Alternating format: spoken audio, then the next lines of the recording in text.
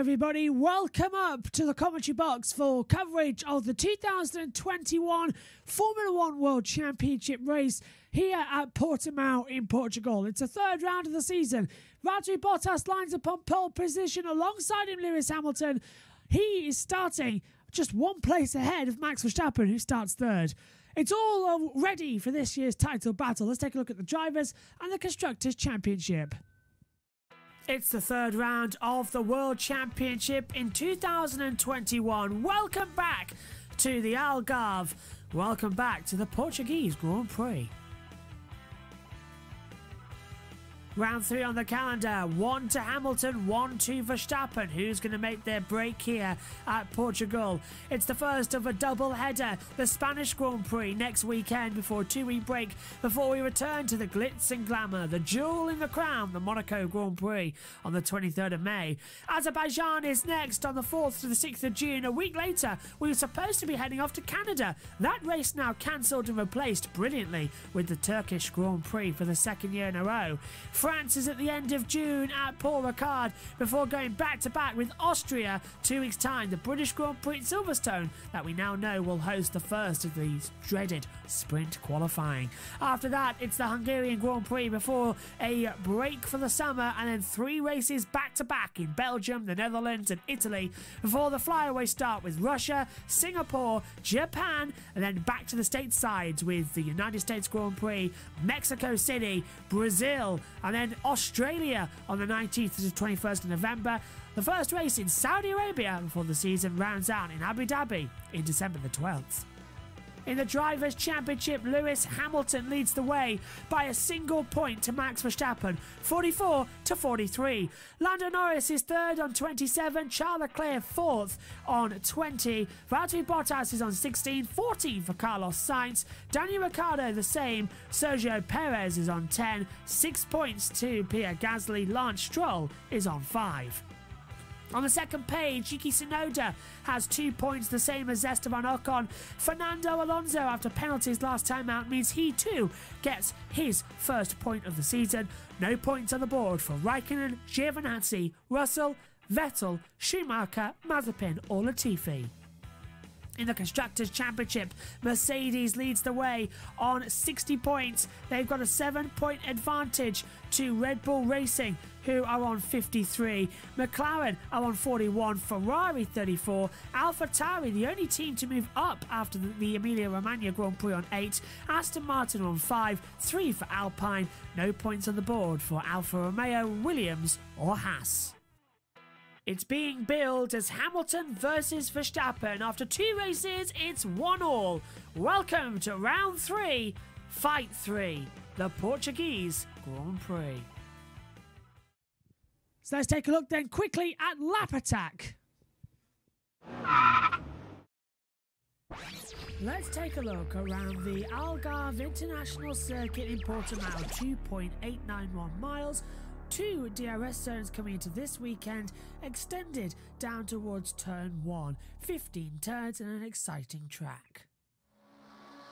Riding on board then, it's a downhill braking zone into the 3 or almost turn 1 exits. Turn 1 and 2, quick flicks to the right before the first real heavy braking spot into turn 3 at Lagos. Up the hill then to the kink at turn 4, the first left-hand corner before you really open up the taps and the DRS. Downhill to the hairpin, past the hotel. This is the Tory VIP corner, heavy on the brakes down. It'll be a second gear corner. Rise up the hill now, past the hotel on the other side. Left again at turn 6 and 7 before you come into the braking zone for turn number 8, the Samson corner. You can see the advertising boards just on the left. Uphill over the roller coaster segment of the track as you head down to turn 9, the Craig Jones corner. Flip the car to the left, rise uphill once again into Portimao, turn 10. Heavy braking spot as well into T11. Drop down the hill once again into turn 12 before my favourite part of the track, turn 13. Getting nice and stopped uphill, second gear corner, tight inside line. and now really fly it downhill. Turn 14 in the Sagres corner, and then boot it hard coming through the Galp corner. Turn 15, it is flat out over the bump, a dramatic drop downhill about 15 stories, believe it or not, before you climb back up over the jump almost across the finish line, and that is a lap of the Algarve circuit here at Portimao. It is a roller coaster of a track.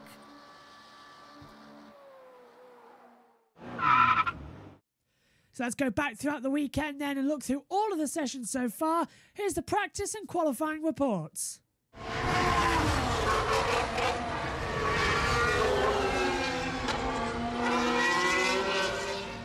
Let's go through then what happened in the first practice session for the 2021 Portuguese Grand Prix for Formula 1. Valtteri Bottas led the way from Max Verstappen as well in a closing session throughout the entire day. Very close stuff, very close action as well. Bottas and Verstappen traded places at the top as well. But overall, we saw Bottas on a 1:19.640 from Verstappen in second. 0.025 separating them at the line. Unbelievable run. Perez was third, followed by Leclerc and Hamilton as well in the running order with the top five. Hamilton on the C3 tyre compound, the softest we can run at the moment as well. But Charles Leclerc went into P4 as well. He was under a tenth of a second faster. Perez ran an early rake aero early on as well, and that's what cost him a couple of tenths, but then got back up later on in the session. Pierre Gasly finished 6th, with George Russell surprising everybody, being P7. That's a very strong debut start for Williams coming into this weekend as well. Aston Martin's Lance Stroll down in 11th place, but going back, we see Carlos Sainz in 8th, 9th for Lando Norris, and Esteban Ocon rounding out the top 10 for Alpine. But yeah, Lance Stroll looking incredibly good in P11 ahead of Daniel Ricciardo, who's 12th overall. McLaren having a bit of a pit stop battle halfway through the race as well, just trying to go through. Fernando Alonso, only driver to start the session on soft compound tyres to go through the rest of them as well. Callum Ilott replaced Antonio Giovinazzi in the first session. He did incredibly well, finishing 17th in his first FP1 appearance as well. Kimi Raikkonen in the other Alfa Romeo was just 4 tenths faster and finished 15th and was split.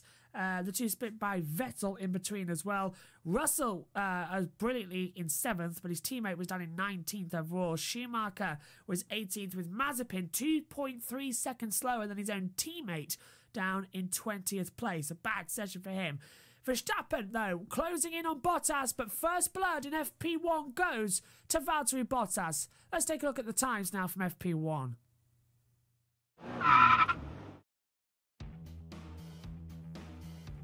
So Valtteri Bottas tops the first practice session on a 1:19.648. Max Verstappen second, 1:19.673. Sergio Perez third, a 1:19.846. Charles Leclerc fourth, a 1:19.884. Lewis Hamilton fifth, a 1:19.967. Pierre Gasly sixth, 1:24.44. George Russell seventh, a 1:25.29. Lando Norris is 8th on a 1:26.35. Carlos Sainz 9th on a 1:26.80. Esteban Ocon is P10 on a 1:20.8. Then Lance Stroll 11th, a 1:20.894. Daniel Ricciardo 12th on a 1:29.95. Yuki Tsunoda 13th on a 1:21.090. Fernando Alonso 14th, 1:21.303. Kimi Raikkonen 15th, a 1:21.381. Sebastian Vettel 16th, a 1:21.405. Callum Ilott 17th, 1:21.806. Mick Schumacher 18th, 1:21.939. Nicholas Latifi 19th on a 1:22.293. And Nikita Mazepin is 20th, a 1:24.224. Let's take a look then at what happened in the second practice session, and Mercedes continuing their dominance from early on. Lewis Hamilton going fastest overall as well from Valtteri Bottas. Mercedes 1-2 once again, completely wiping out Friday as well in practice 2 as well. Hamilton and Verstappen, their battle in the title, which currently only separated by 1 point, and have a total drift as well in this championship of 1 win each. Hamilton won at Bahrain. and then in Emilia Romagna and Imola, it was Verstappen as well. But good session overall. Hamilton top from Verstappen and Bottas, Sainz and Alonso into the top 5. Great job from Alonso to get up there in P5. A very strong performance for him. Leclerc down the order as well. He was P7. Danny Ricciardo 8th fastest. But Lando Norris could only manage 12th from early morning success as well, with him being in P8 overall. So consistently changing around on the board as well down there. Lance Stroll was P9 as well. Sebastian Vettel 15th though, so not a great run order there. Going down as well, Gasly only managed P11. Russell was P13, backwards a little bit, but still up there on the long race runs as well. Tsunoda 14th, ahead of Raikkonen and Vettel as well. But right at the bottom, once again, saw Mick Schumacher ahead of Mazepin. Mazepin down, a second off of Schumacher in that second practice session. Right, let's take a look at the times then from FP2.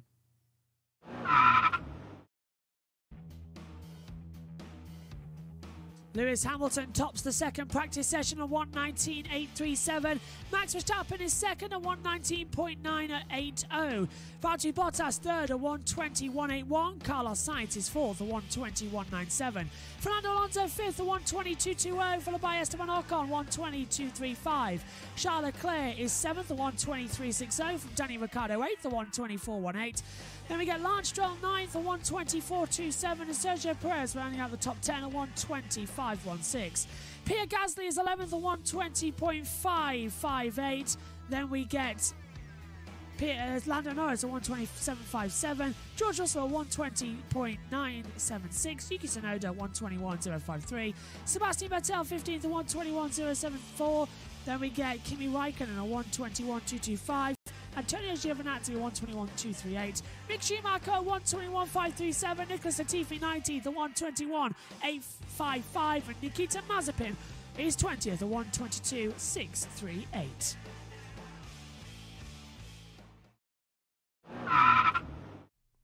On to free practice 3 then, and Max Verstappen finally tops a practice session this weekend ahead of both Hamilton and Bottas, separated by 0.2 of a second. So like we saw last time out at Imola, Verstappen switches his brain on for Saturday and really goes full throttle for it as well. Verstappen, Hamilton, Bottas, Perez, Ocon, the top 5 in that session as well. Ferrari, floor upgrades as well. They brought in Friday practice, reverted to their Imola spec of floor for Saturday as well. Leclerc and Sainz lapped at consecutive paces as well. They were 6th and 7th in the standings as well. Esteban Ocon had a minor issue with his digital dashboard. He couldn't see the gear changes coming up on it, so he was having to go around thinking, what gear am I in, as well, because he couldn't find neutral. He had to go down, find neutral, and go 1, 2, 3, down 2, 3, to continue going on what he was on about. So yeah, bad session for him as well. He beat both the Ferraris to P5. Ocon going very well indeed. Lando Norris, after Friday running, he had a spin down at turn 14 as well. He finished 8th. His teammate Danny Ricciardo down in 12th in FP3 as well. AlphaTauri looking good as well. They've tweaked their floors too. Gasly finished 9th, Tsunoda 11th. Raikkonen led early on in the summit into 120s but fell back, and then a virtual safety car came out as well to repair one of the barriers that had come loose at the exit of turn 14. Russell managed P7 and FP1, 17th overall in free practice 3. They're slipping back badly. Let's hope Mr. Saturday can do it again as I hit the mic. Let's hope Mr. Saturday can do it again and get ready going forward as well. Yeah, sorry about hitting the mic. It's just here and you sort of forget about it. We're all set up though for a great qualifying. Can Lewis Hamilton make it 100 pole positions? We're about to find out. After this, we'll go into the qualifying report, but let's take a look at the times from FP3.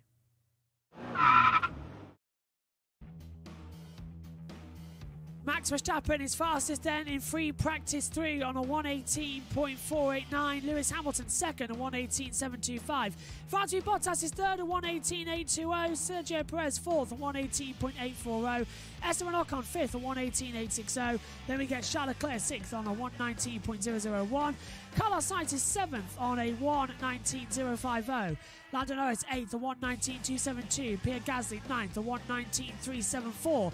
Rounding out the top 10, Kimi Raikkonen, a 1:19.415. Yuki Tsunoda is 11th, a 1:19.485. Danny Ricciardo 12th on a 1:19.582. Antonio Giovinazzi 13th, 1:19.588.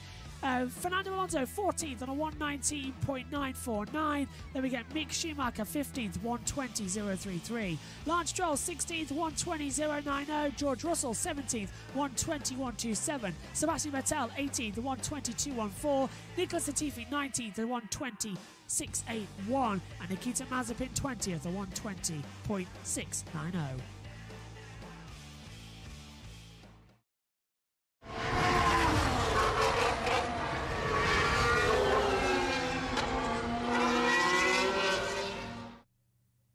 So let's go through qualifying 1 as we always do throughout the sessions, and it was Ricciardo knocked out for the first time since the 2019 Japanese Grand Prix. His first Q1 elimination as well for McLaren. Hamilton put himself under a little bit of pressure, however. He went wide at turn 1, got caught out by the wind here at Portimao, and the stewards deleted his opening lap time. Then, of course, the yellow flags came out and he had to go again to get a lap time. He did manage to go through as well. On the same set of soft tyres, he went fastest overall compared to Bottas as well.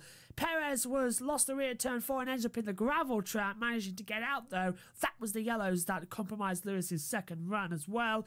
Vettel leaping up from 15th on the bubble to a brilliant 4th. That fell down to 8th, but for once again a good sign that Vettel can get out of Q1 this time as well. 16 races since he hasn't made it through to qualifying 3. Would today be his day as well? Aston Martin's didn't go too well though for Lance Stroll. He was eliminated in P17 overall. Nicholas Latifi, after his brilliant Q2 appearance in Emilia-Romagna, was out in Q1, and then the usual right at the back was Schumacher and Mazepin overall as well. It was drama in the end though. Ocon improved up the order. Russell just scraped through in P15, so Mr. Saturday continues there. On to qualifying 2 then, and Russell misses out on qualifying 2 by hundredths. And I mean hundredths of a second. Unbelievable how much that would have happened there. But that is a great news that Williams can actually get into Q3 if everything goes right for them. Great news going into the Spanish Grand Prix. Fingers crossed there. But Russell starts 11th, his highest grid slot at Williams. Being his team. Of course, he started 2nd at Shakir for Mercedes. But no, that's a great run. Fantastic run as well for Russell overall. After the first runs, though, Russell, Tsunoda, Sainz, Giovinazzi and Raikkonen were in the drop zone as well. Norris impressing with 3rd place behind the 2 Mercedes. Red Bull didn't get too much performance out of the mediums, though, on their runs. They swapped to softs later on, but backed out of it as well. They ended up 5th and 6th. Verstappen and Perez, but it was enough to make it into qualifying 3. Out in Q2 saw Russell, Giovinazzi, Alonso, Tsunoda and Raikkonen. The top 10 then from qualifying, and this is where it got interesting because, as I'm sure you can see on the screen now, this is the interesting part. Valtteri Bottas taking pole position on a 1:18.348 from Hamilton 2nd and Verstappen starting 3rd. Now, Verstappen's original time, 1:18.20 would have been enough to give him pole position. However, he ran wide at the top of the hill at turn 4 due to a small mistake, and the stewards deleted the lap time. That gifted his second run wasn't as quick, as he went out on softs. Mercedes went out on medium compound tyres on their second run as well, thinking that they wouldn't have a chance of beating their own times, and they were right. So Bottas denies Lewis Hamilton a century of pole positions. He starts on pole for the 17th time. From Hamilton, Verstappen, Perez, Sainz, Ocon, Norris, Leclerc, Gasly and Vettel, the top 10 overall. That's the qualifying results then. Back up live to the commentary box. Okay, we're almost all ready to go. Then Ian Birch is about to step into the commentary box to get ready for this one. It's going to be a cracker. Here we have it then, the 2021 Portuguese Grand Prix. Your commentators Joshua Birch and Ian Birch with punditry reports from Megan Birch.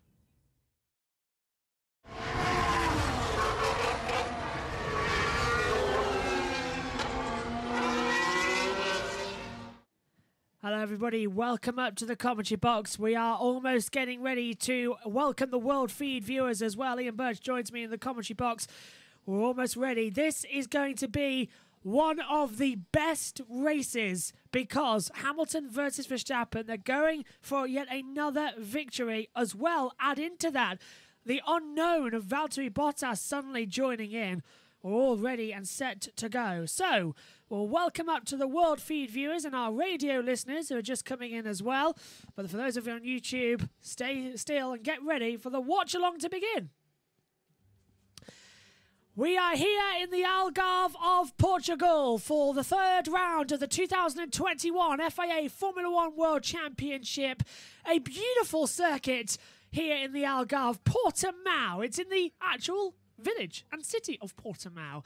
But this Algarve circuit has been open since the late 2000s, and this is the second Formula One race at this track. It is the 18th World Championship race ever to be held in Portugal. And this roller coaster of a track as well. Last year, 58 overtakes with just one DRS zone. Would you believe me if I said 11 of those went from Kimi Raikkonen overtaking on that fantastic opening lap? 2.891 miles, 4.653 kilometres around this three-sector track, 2 DRS zones, 1 down the start-finish straight, 1 on the run to turn 5 at Torrey Vip. Elevation change is 29.2 metres, but it happens a lot more frequently in, say, somewhere like Spa, where the elevation change is higher. Turn 1 was an opportunity to overtake, unless you're Lance Stroll, who made contact with both Lando Norris and, in practice, last year, Max Verstappen. In slippery conditions on the opening lap of the race, Valtteri Bottas slipped off from the lead and Carlos Sainz was able to take the lead in the McLaren. And up at turn 13 as well, on that opening lap, Raikkonen versus Albon, making several overtakes as well. Kimi was unstoppable a year ago.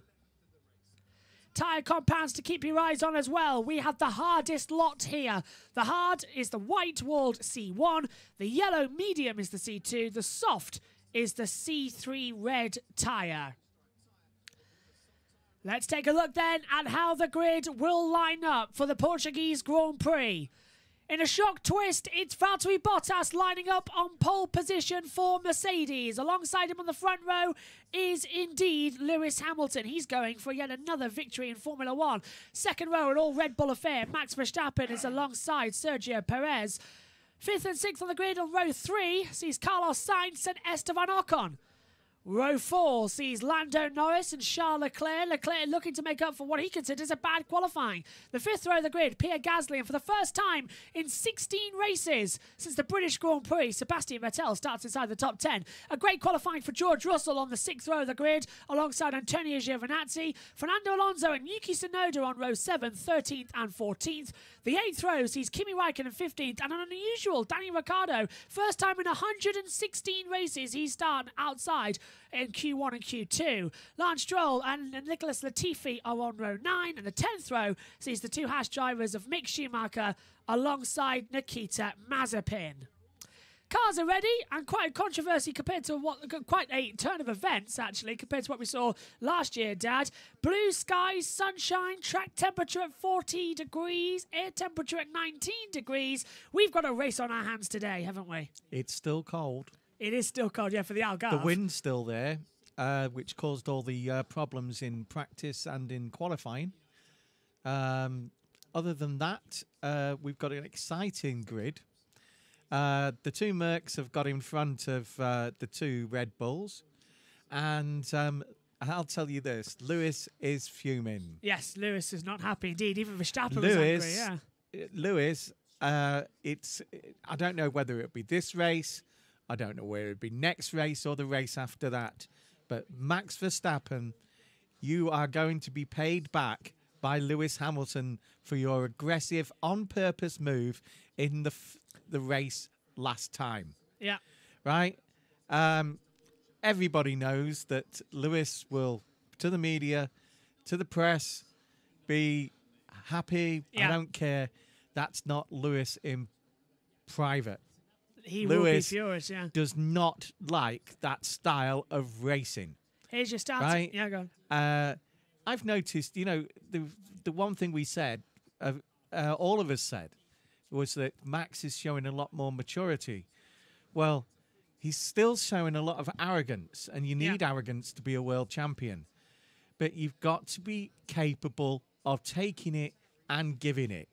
Lewis is, and he has taken it, and he's taken it on the chin, and boy, will he give you it when he can. Here's your predicted pit stop strategy then, considering Megan's not here, I'll do it. If it's a one-stop race, those starting on the mediums, lap 27 to 38 will pit to the softs. Going forward as well, the soft tyre starters will pit earlier, lap 17 to 24. Hopefully they'll get a better runoff down towards turn number 1 as well. Here is the starting tyres as well. Bottas, Hamilton, Verstappen and Perez all starting on the medium tyres. Starting on the softs, Sainz, Ocon, Norris as well. Mediums for Leclerc, soft tyres, Gasly and Vettel inside the top 10. And after that, it was the free tyre choice. So starting on the mediums, brand new sets, Russell, Giovinazzi, Alonso and Tsunoda. Raikkonen starts on the softs, Ricciardo's on the mediums, Stroll on softs, Latifi, Schumacher and Mazepin are on the mediums. Can George, it says on the chat, bag points today? Well, if you look at the starting grid, you've got a rejuvenated Vettel. Sometime in, Q2 yesterday, you saw the Vettel of old. Yeah. Right? And he couldn't quite get the lap, do it again during the qualifying. But that showed signs that he's not only getting used to that car, but dragging something out of it that's not there. He's in front of George. Gasly's in front of him. Right, and Leclerc in front of him. So whether or not George can make up things is debatable. He's got the poorer performing car than anybody around him other than Giovinazzi. Alonso has been doing well in the Alpine. But he's got more to give, and I think that's what Megan said as well. And Tsunoda only knows one way, forward. And just flat out, don't even go back. We've opened up the lap counter. We've repaired it since the errors in Emilia-Romagna, so that should work for you throughout today's session. We're getting all set then. Cars coming onto the grid. Beth says, good timing that Portugal are holding this year's race at the Portaloo circuit, given every driver has complained about wind problems. I like that one. It could have been put a bit nearer the middle of summer, which might have caused you're always going to have wind here at this time of the year. It just enhances a lot. They are complaining about the wind, but they are loving the challenge. Cars lining up then on the grid. The tail enders coming in, the two Haas cars. Mick Schumacher just doing a quick burnout. Nikita Mazepin there too. So, in the 2021 World Championship, we've raced at Bahrain and Imola. It is 1 apiece between Hamilton and Verstappen. We have 5 red lights. It's action in the Algarve. Good start from Bottas. Good start from Hamilton though. In the second phase, Perez has got a terrible start. Carlos Sainz coming up alongside. Hamilton is blocking from Verstappen through turn 1. And he defends it as well. Verstappen on the radio immediately saying that Hamilton is a bleeding lunatic as he comes into turn 2 and 3. Gotcha. Up now through Lagos as well. Yeah, there's the gotcha moment as well. Hamilton now dropped back. Perez dropped back with a terrible start. Perez is forcing Lando Norris over the grass. They head down towards turn 5. So now we've got the Alpine coming up the inside of Alonso. Lock up further back from Sebastian Vettel. Yuki Tsunoda going back. Gasly goes forward. Several cars going over the AstroTurf as well. One of those is Alonso. Was off the road. It was Alonso. So unlike last year, Bottas has kept the lead of the race. Hamilton viciously defending from Verstappen, exactly as you said, Dad. And it's a great start. It's Bottas, Hamilton from Sainz at the moment. No, Verstappen in third. Then it's Sainz and Perez as well as Lando Norris looking to go right round the outside. Can't get that move done. I'll have to back out of it.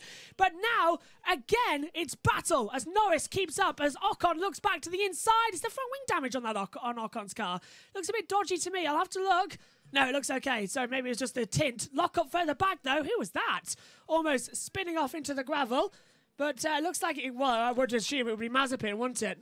You know, Lewis was on the dirty side of the grid. Max had all the advantage there and couldn't do it. Psychology works in this game. And big one! There's a big. And that that's a big accident, and it's the two Alphas. It's Raikkonen. It's the front wing that was flying in the air. And that was the contact. Raikkonen with front wing failure and a front suspension. He's into the gravel as well. That's certainly going to bring out the safety car on the first lap. He's in the gravel. Go a bit further. That's right. He's nearly. You don't need the safety car because he's nearly at the entrance. Too late. Safety car's called. Oh, Michael Massey, you should realise that car just needs pushing into the entrance there, and it's fine. It's off the track. It must be because of the wing, where the wing fell on that. There it is. It must be where the wing fell. Yes, that's what it is. On the start-finish straight as well, the wing falling off, and that could have been covered under a virtual safety car. Yeah, that should be a VSC. He remembered the VSC yesterday. Did he make contact with? Yes, sorry, he hit the back of the Alpha of Giovinazzi. So he's hit his own teammate. If Megan was here, rule 1, don't hit your teammate. Rule 2, read rule 1. So he gets out of the toe, and he just runs into the back of him. Raikkonen runs right into the back of Giovinazzi. And that's triggered the safety car. And for a world champion, that is a major mistake. And I'm frankly looking through my notes here because I think I've seen something. The safety car has never been deployed at the Portuguese Grand Prix, and now it has. The first ever safety car here in Portugal. And they're not stopping the race. If you're wondering why that's gone to pit, the cars are coming through the pit lane. That's what the lap counter's telling you up there. The safety car through the pit lane. As Raikkonen out of the race after a great first lap last year. This year, it's one to forget about. He's into the gravel, and there is the safety car, the Mercedes-Benz safety car at the exit of pit lane. Verstappen leads the field through the pit lane. They've been told to avoid the start-finish straight, which is wise. But now we have to wait while the delay's out, and I'll see what's wrong with one monitor up here in the commentary box. That isn't working too well. And Bottas leads. Sorry, I said Verstappen. I said Bottas as well. Asked earlier if he hadn't learned anything overnight. Ocon said he discovered all of Alonso's social media passwords. Oh, I would like to know that. Well, I sent Alonso a message, so maybe Ocon could respond for me. That'd be nice. So there's the times. 1:46 in the last lap. It's lap 3 already of 66. So they've gone through another lap. And now we have to go through yet another safety car procedure. And actually, let's take a look at the start. So Ocon was asked to stay off social media this Yes, he weekend. was. Yeah, all of them. So let's have a look. Look, Hamilton breezes over, and then Verstappen looks her way through, but Hamilton's put the car slap bang in the middle of the track. Verstappen can't get through. Sainz has made a great start and got round Perez. Perez then tries to go to the inside. That gives Lando a great exit up through turn 1, and Perez just sunk like a stone. Again, he did it at the same track. Lando went all forwards off the track. You know, many a time... Valtteri has done the blocking job on the third and fourth car for Lewis when Lewis has been on pole. And Lewis is always a team man as well. And, you know, he wants to win and things like that. But because Valtteri does that for him, he will do it for Valtteri. And it just led to a payback situation. We all knew it was going to happen. How did he not know it was going to happen? Max should have known that you don't get to do the same thing twice to Lewis Hamilton. Yeah, and Lewis learned, as you said he would do, and got back through and sort of really paid for it, did Verstappen. And Perez was just having a bad start. Just got a very, very bad start. Obviously, his clutch biting point was wrong. The engineer had set it wrong. Ricciardo, on the other hand, was all... Because there's nothing wrong with the car. Yeah. And off the track went Giovinazzi. Tsunoda was in front. Big lockup as well. Gasly. And I think it was an okay move there, but now he got round, but only because of cars retiring from the race. And he too went all 4 wheels off the track. And this is the contact once again with Raikkonen. And that was dangerous. There's so much carbon fibre gone onto the main line there. Yeah, that they've had to throw. They've had to throw the car, just the safety car, just to get enough time to sweep.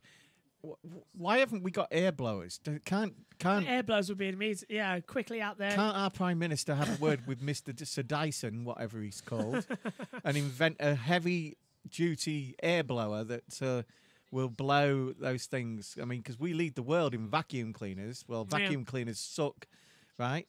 And apart from ours, which is a very good one. Yeah. Yes. I don't know what ours is. I don't know. Neither do I. Your mum bought it. It cost me 200 quid. Well, it cost her 200 quid. Lap 4 is 66 then. Which I thought was quite good for one of these top of the range. Yeah, I things. agree. Yeah. Lap 6 already. Lap 4 out of 66. The same distance we run at the I'll Spanish tell you Grand Prix what, in 7 though, days. if you get a Malteser in it, it creates such a noise. Oh. It goes round and round. And the other day, What? Oh, let me guess. One of Megan's fell out of Maltesers. Megan's birthday Maltesers. I haven't opened mine Megan yet. is currently drinking milk and eating chocolate. Oh, very nice. The healthy diet. Yeah. Well, she was in the commentary box for Moto GP with that race that is finished. With her new leather jacket on. Yeah, I'm surprised she wasn't hot, actually, because it's warm in this commentary box. It's isn't all it? about Yeah. style when you're 16, you see. Yeah. You hang wouldn't on, know that hang at on. your age. Sorry to kind of crush you. Look at this. Bottas is going through and is keeping up with the safety car. Hamilton, like he did last year, is holding up the rest of the field, thinking he's the pace setter, and Verstappen pulled alongside him and went like this to him. Go! But Lewis would get a pet. Now, I said this last year. That's the one bad thing I've got to say about Lewis Hamilton. I will tell everyone He's not that... hang on, just a second. He's not the pace setter. No, but it doesn't make any difference. That is just Lewis getting under your skin, Max. Right? Yeah. He did the same with Alonso, didn't he? Nico is going around saying that, right, all these things that I'm telling you, and he's brilliant at it. He had a whole year and a half of doing it with Nico. One did one thing, one did another. It's just to annoy you, Max, right? And it's working, isn't it? If you pull alongside him, you risk, if he had braked slightly just then, you would have been in the steward's office, because you shouldn't be doing that. You shouldn't be pulling alongside him, right? Sebastian got in trouble for it. He did, yeah. Mind you, he banged wheels as well in Azerbaijan. in Azerbaijan, right? But he got annoyed, right? Valtteri sets the pace, right? But as long as you are a certain number of car lengths between, it's fine, isn't it? Absolutely, You and Martin Brundle are the rule guys. With your packs of rules here. Realistically, Hamilton shouldn't have determined his own pace, but he was still, I think, within the 3 car lengths allowed. Oh, something about Claire. Look here, look. Right, look here, look. There's Bottas just into turn 3. Hamilton's backed up the pack so much. And that is a bit realistic that you're not allowed to do. Beth says, Russell's GPS malfunctioned on way to circuit today and almost didn't make it. The standby driver ended up being Claire Williams after she won best of 3 arm wrestle with Bernie Eccleston. Neither of them in Formula 1 anymore, sadly, Claire Williams Actually, or Bernie Eccleston. I've seen Claire recently. Oh, is she in it? Yeah. And she would win Bernie in the arm wrestle. Oh, completely, yeah. Bernie's more about psychological warfare and being dictatorship. I honestly honestly don't feel Claire Williams is missing this.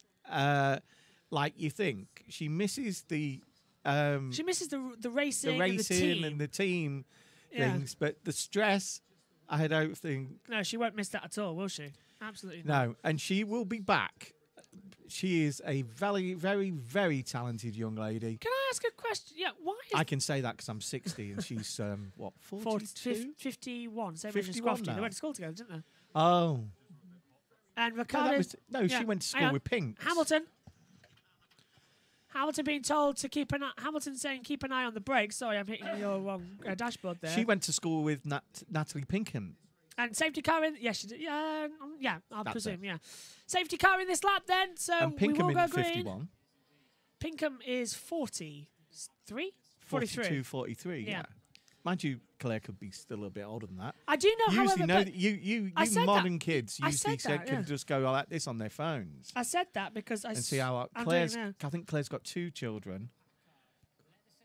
I swear as well with Claire Williams that she was at school with David Croft because they're such good friends. Well, yeah, that's because 44. Crofty gets on with virtually everybody, doesn't he? Yeah.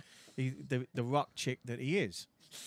So here we go then. We're almost ready for the Crofty restart. likes heavy rock music. He does, yeah. So the race will restart. That's why he's very good friends with Ricardo. That hasn't done that in a while. It's just auto turned off, actually. So we're coming to the restart. Valtteri Bottas will maintain the pace. Lewis Hamilton wants to get going immediately. Safety car lights are in. We're prepared to go back to green flag running. Bottas will control the field. It's a long run down towards the first corner as the green flags are flying and the race is back underway and Bottas is holding them once again. We saw him do this and Mugello, he is leading them 2 by 2 to the restart. The green flags are out. This race is back underway and Verstappen has got an excellent restart. He pulled alongside Hamilton and they hit it at the same time. He pulls back in. The race is underway. Hamilton blocks the inside. Verstappen goes to the outside into turn 1 and brilliantly gets ahead. They both go all 4 wheels off the track. Their stewards won't mind that. Alonso's down to 15th place. And look at that. Carlos Sainz gets forced out wide. Norris goes through. Through goes Ocon as well. Brilliant piece of mind games there from Max Verstappen. As now Perez goes to the block. Aggressively down to Tory Vip on the inside. And goes through. Locos further back. The 2 Ferraris as well. McLaren and Ricciardo going up there. Alonso going wide. Great restart. And now that's Ocon side by side with Charles Leclerc for 7th as they come into turn 7, into turn 8 at Samson. Ocon to P7, Leclerc down to 8th. Brilliant move from Max Verstappen. He solved that one into Craig Jones' corner and now Leclerc back round the outside. Yes, it was. And as we said, right, Max has got it in his head. He's a little adrenaline is running, right? I'm not against Max. I like Max, right? I call him Mad Max, right? It's very easy to wind him up, right? Because he's the biggest wind-up merchant there is, right? And Lewis, who is on medium tyres, knew that Max would do that.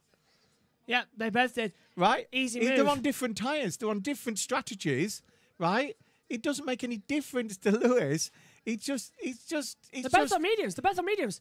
Well, is he gone on mediums now? Yeah, because he both wasn't on mediums yesterday. Hang on, 2 seconds as Russell's trying to get through as well. Russell down to the outside. I've got it wrong. Alonso goes through. Alonso to 13th. Russell's down to 14th as well. The Alpine getting the move done down the straight. Yeah, it's Norris on the softs. No, did he do a... Stroll going round the outside of Russell. Russell beginning to sing like a stone at Lagos. I'm sure he was on softs yesterday on his major qualifying lap. No, he backed out of it. He lost the lap time, so that gave him... Oh, he lost the lap time. That's why he's not on the softs. That's why he's got the medium tyres on. Great. But it was a perfect restart for Verstappen. He went for it perfectly. As this is on board now. Look at this. He was alongside Hamilton as soon as... So he was looking at Bottas.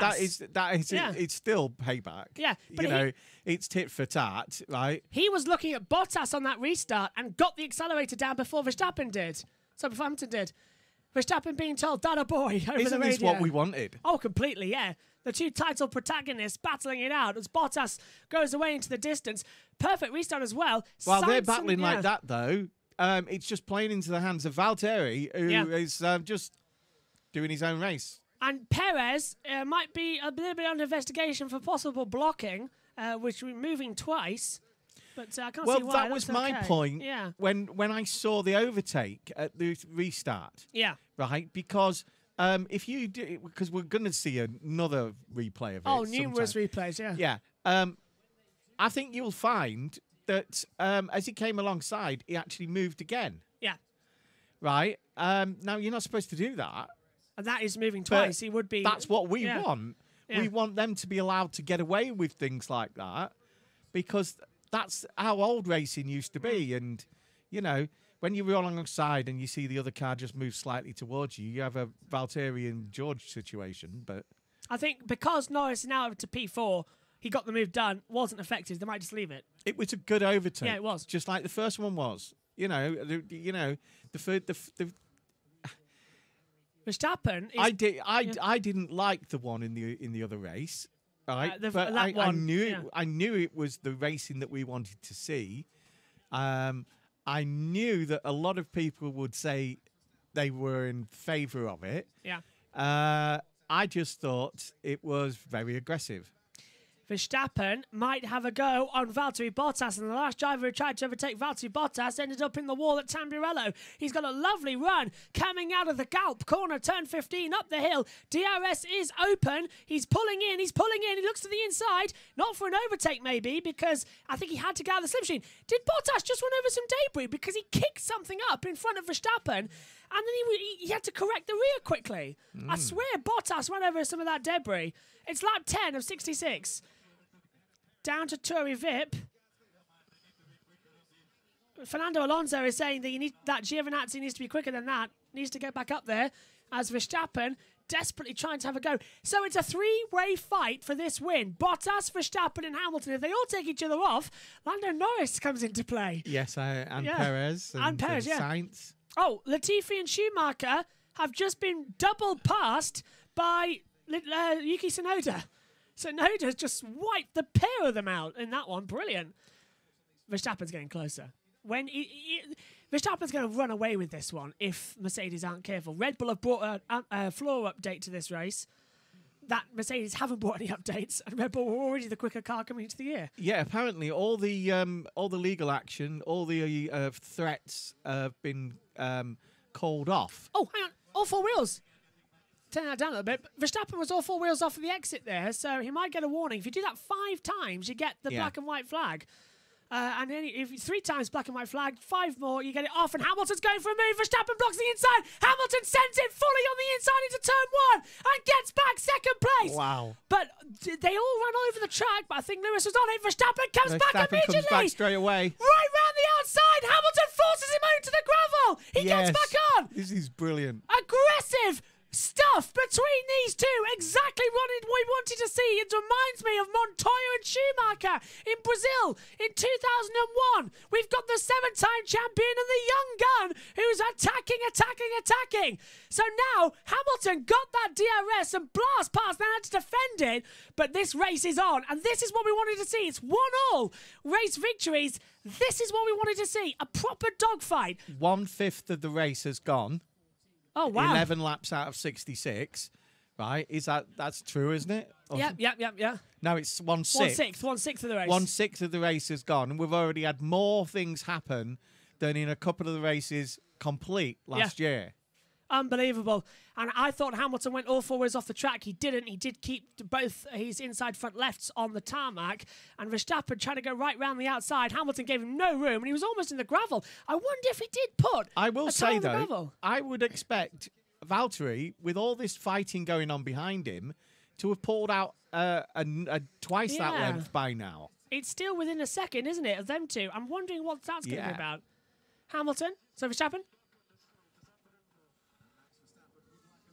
And Verstappen wants some more pace down the straights because it's unbelievable what he's getting. He's now 2 seconds back to Bottas. The gap between Verstappen and Hamilton, 1.2 seconds at the moment.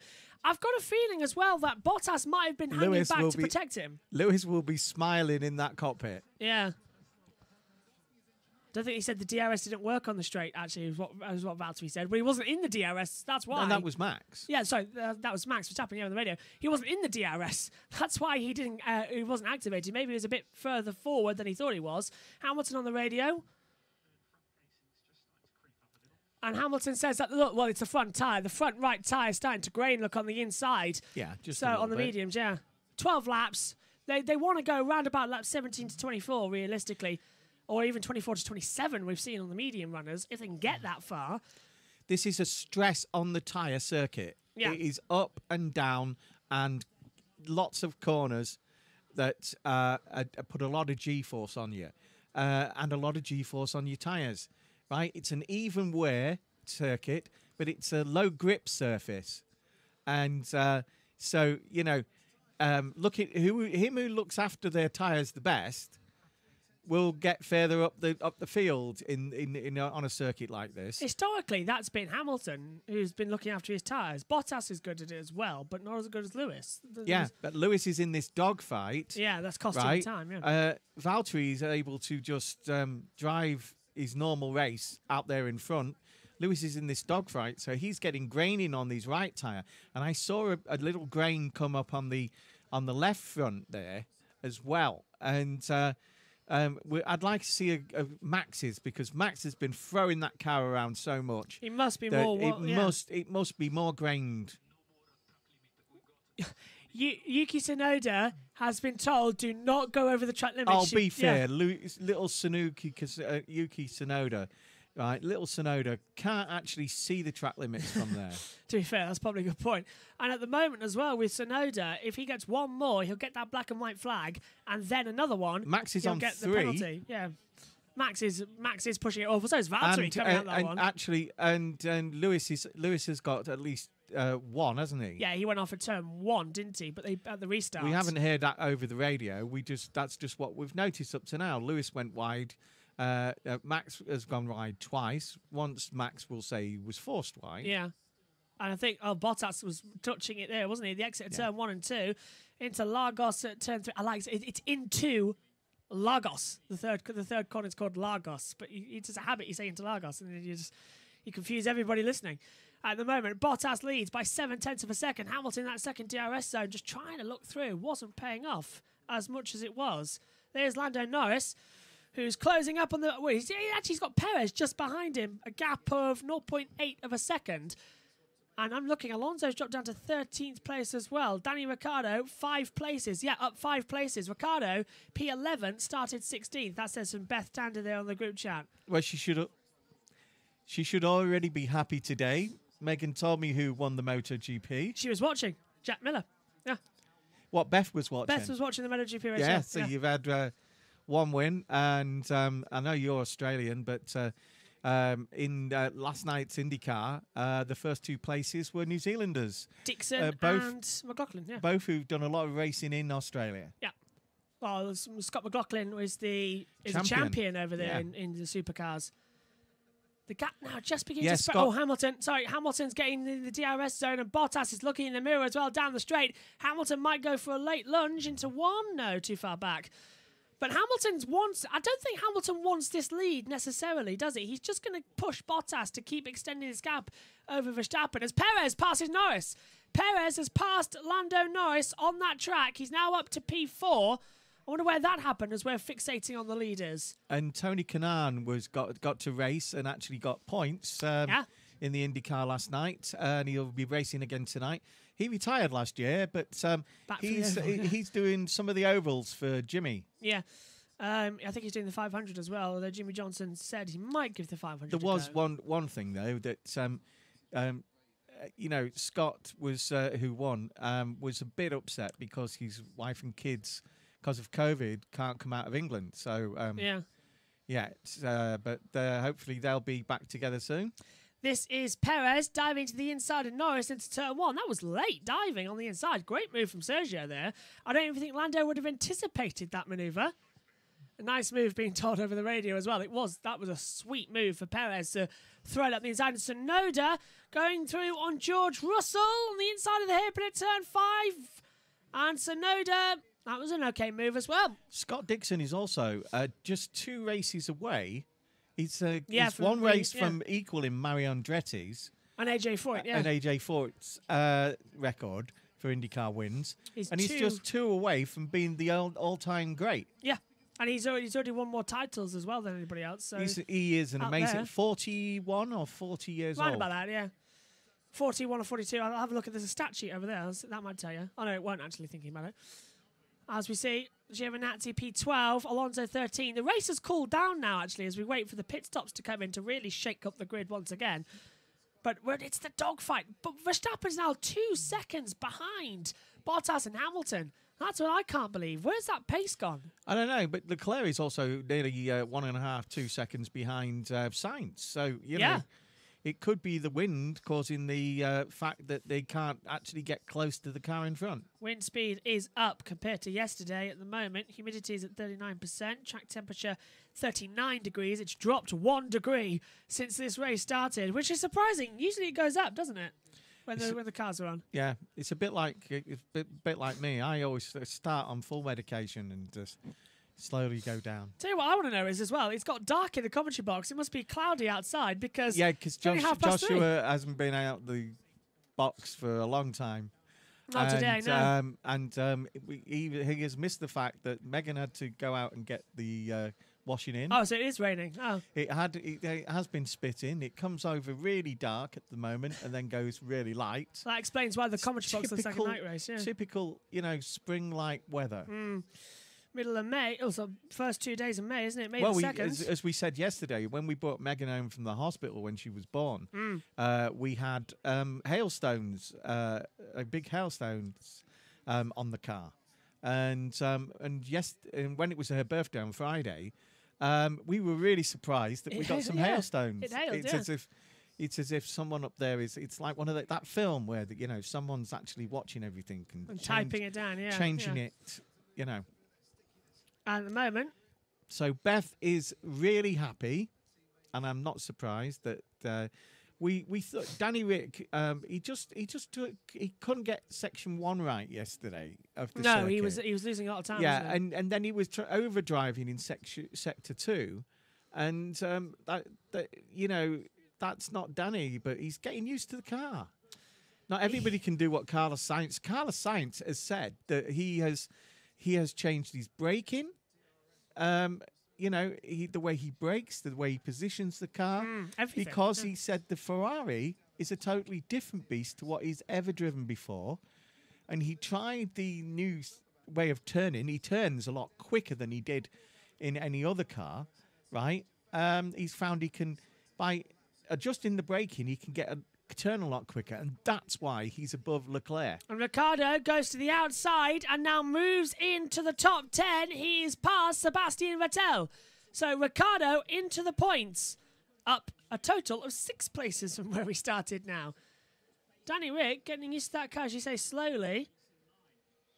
But he was much quicker in that third sector, and he's lost a couple of tenths already in the first sector. This is how he did look with the DRS. When's the pit stops for the mediums and for the softs then? 24, lap 24. So the pit window's open now for those starting on the soft tyres. Look, everybody's on mediums now, virtually, other than about 6. Yeah. Whereas during Q2 yesterday, everybody started on the softs and did fast laps on the softs. And then they all moved on to the mediums after they saw that Mercedes had done well, and who else was it? Somebody else had done well. I think it was Vettel. Vettel moved up there, had done well on the mediums. And they're all just switching over now. Look at this. The top 3 still... The top 3 have absolutely left the rest of the field behind. But Hamilton and Verstappen...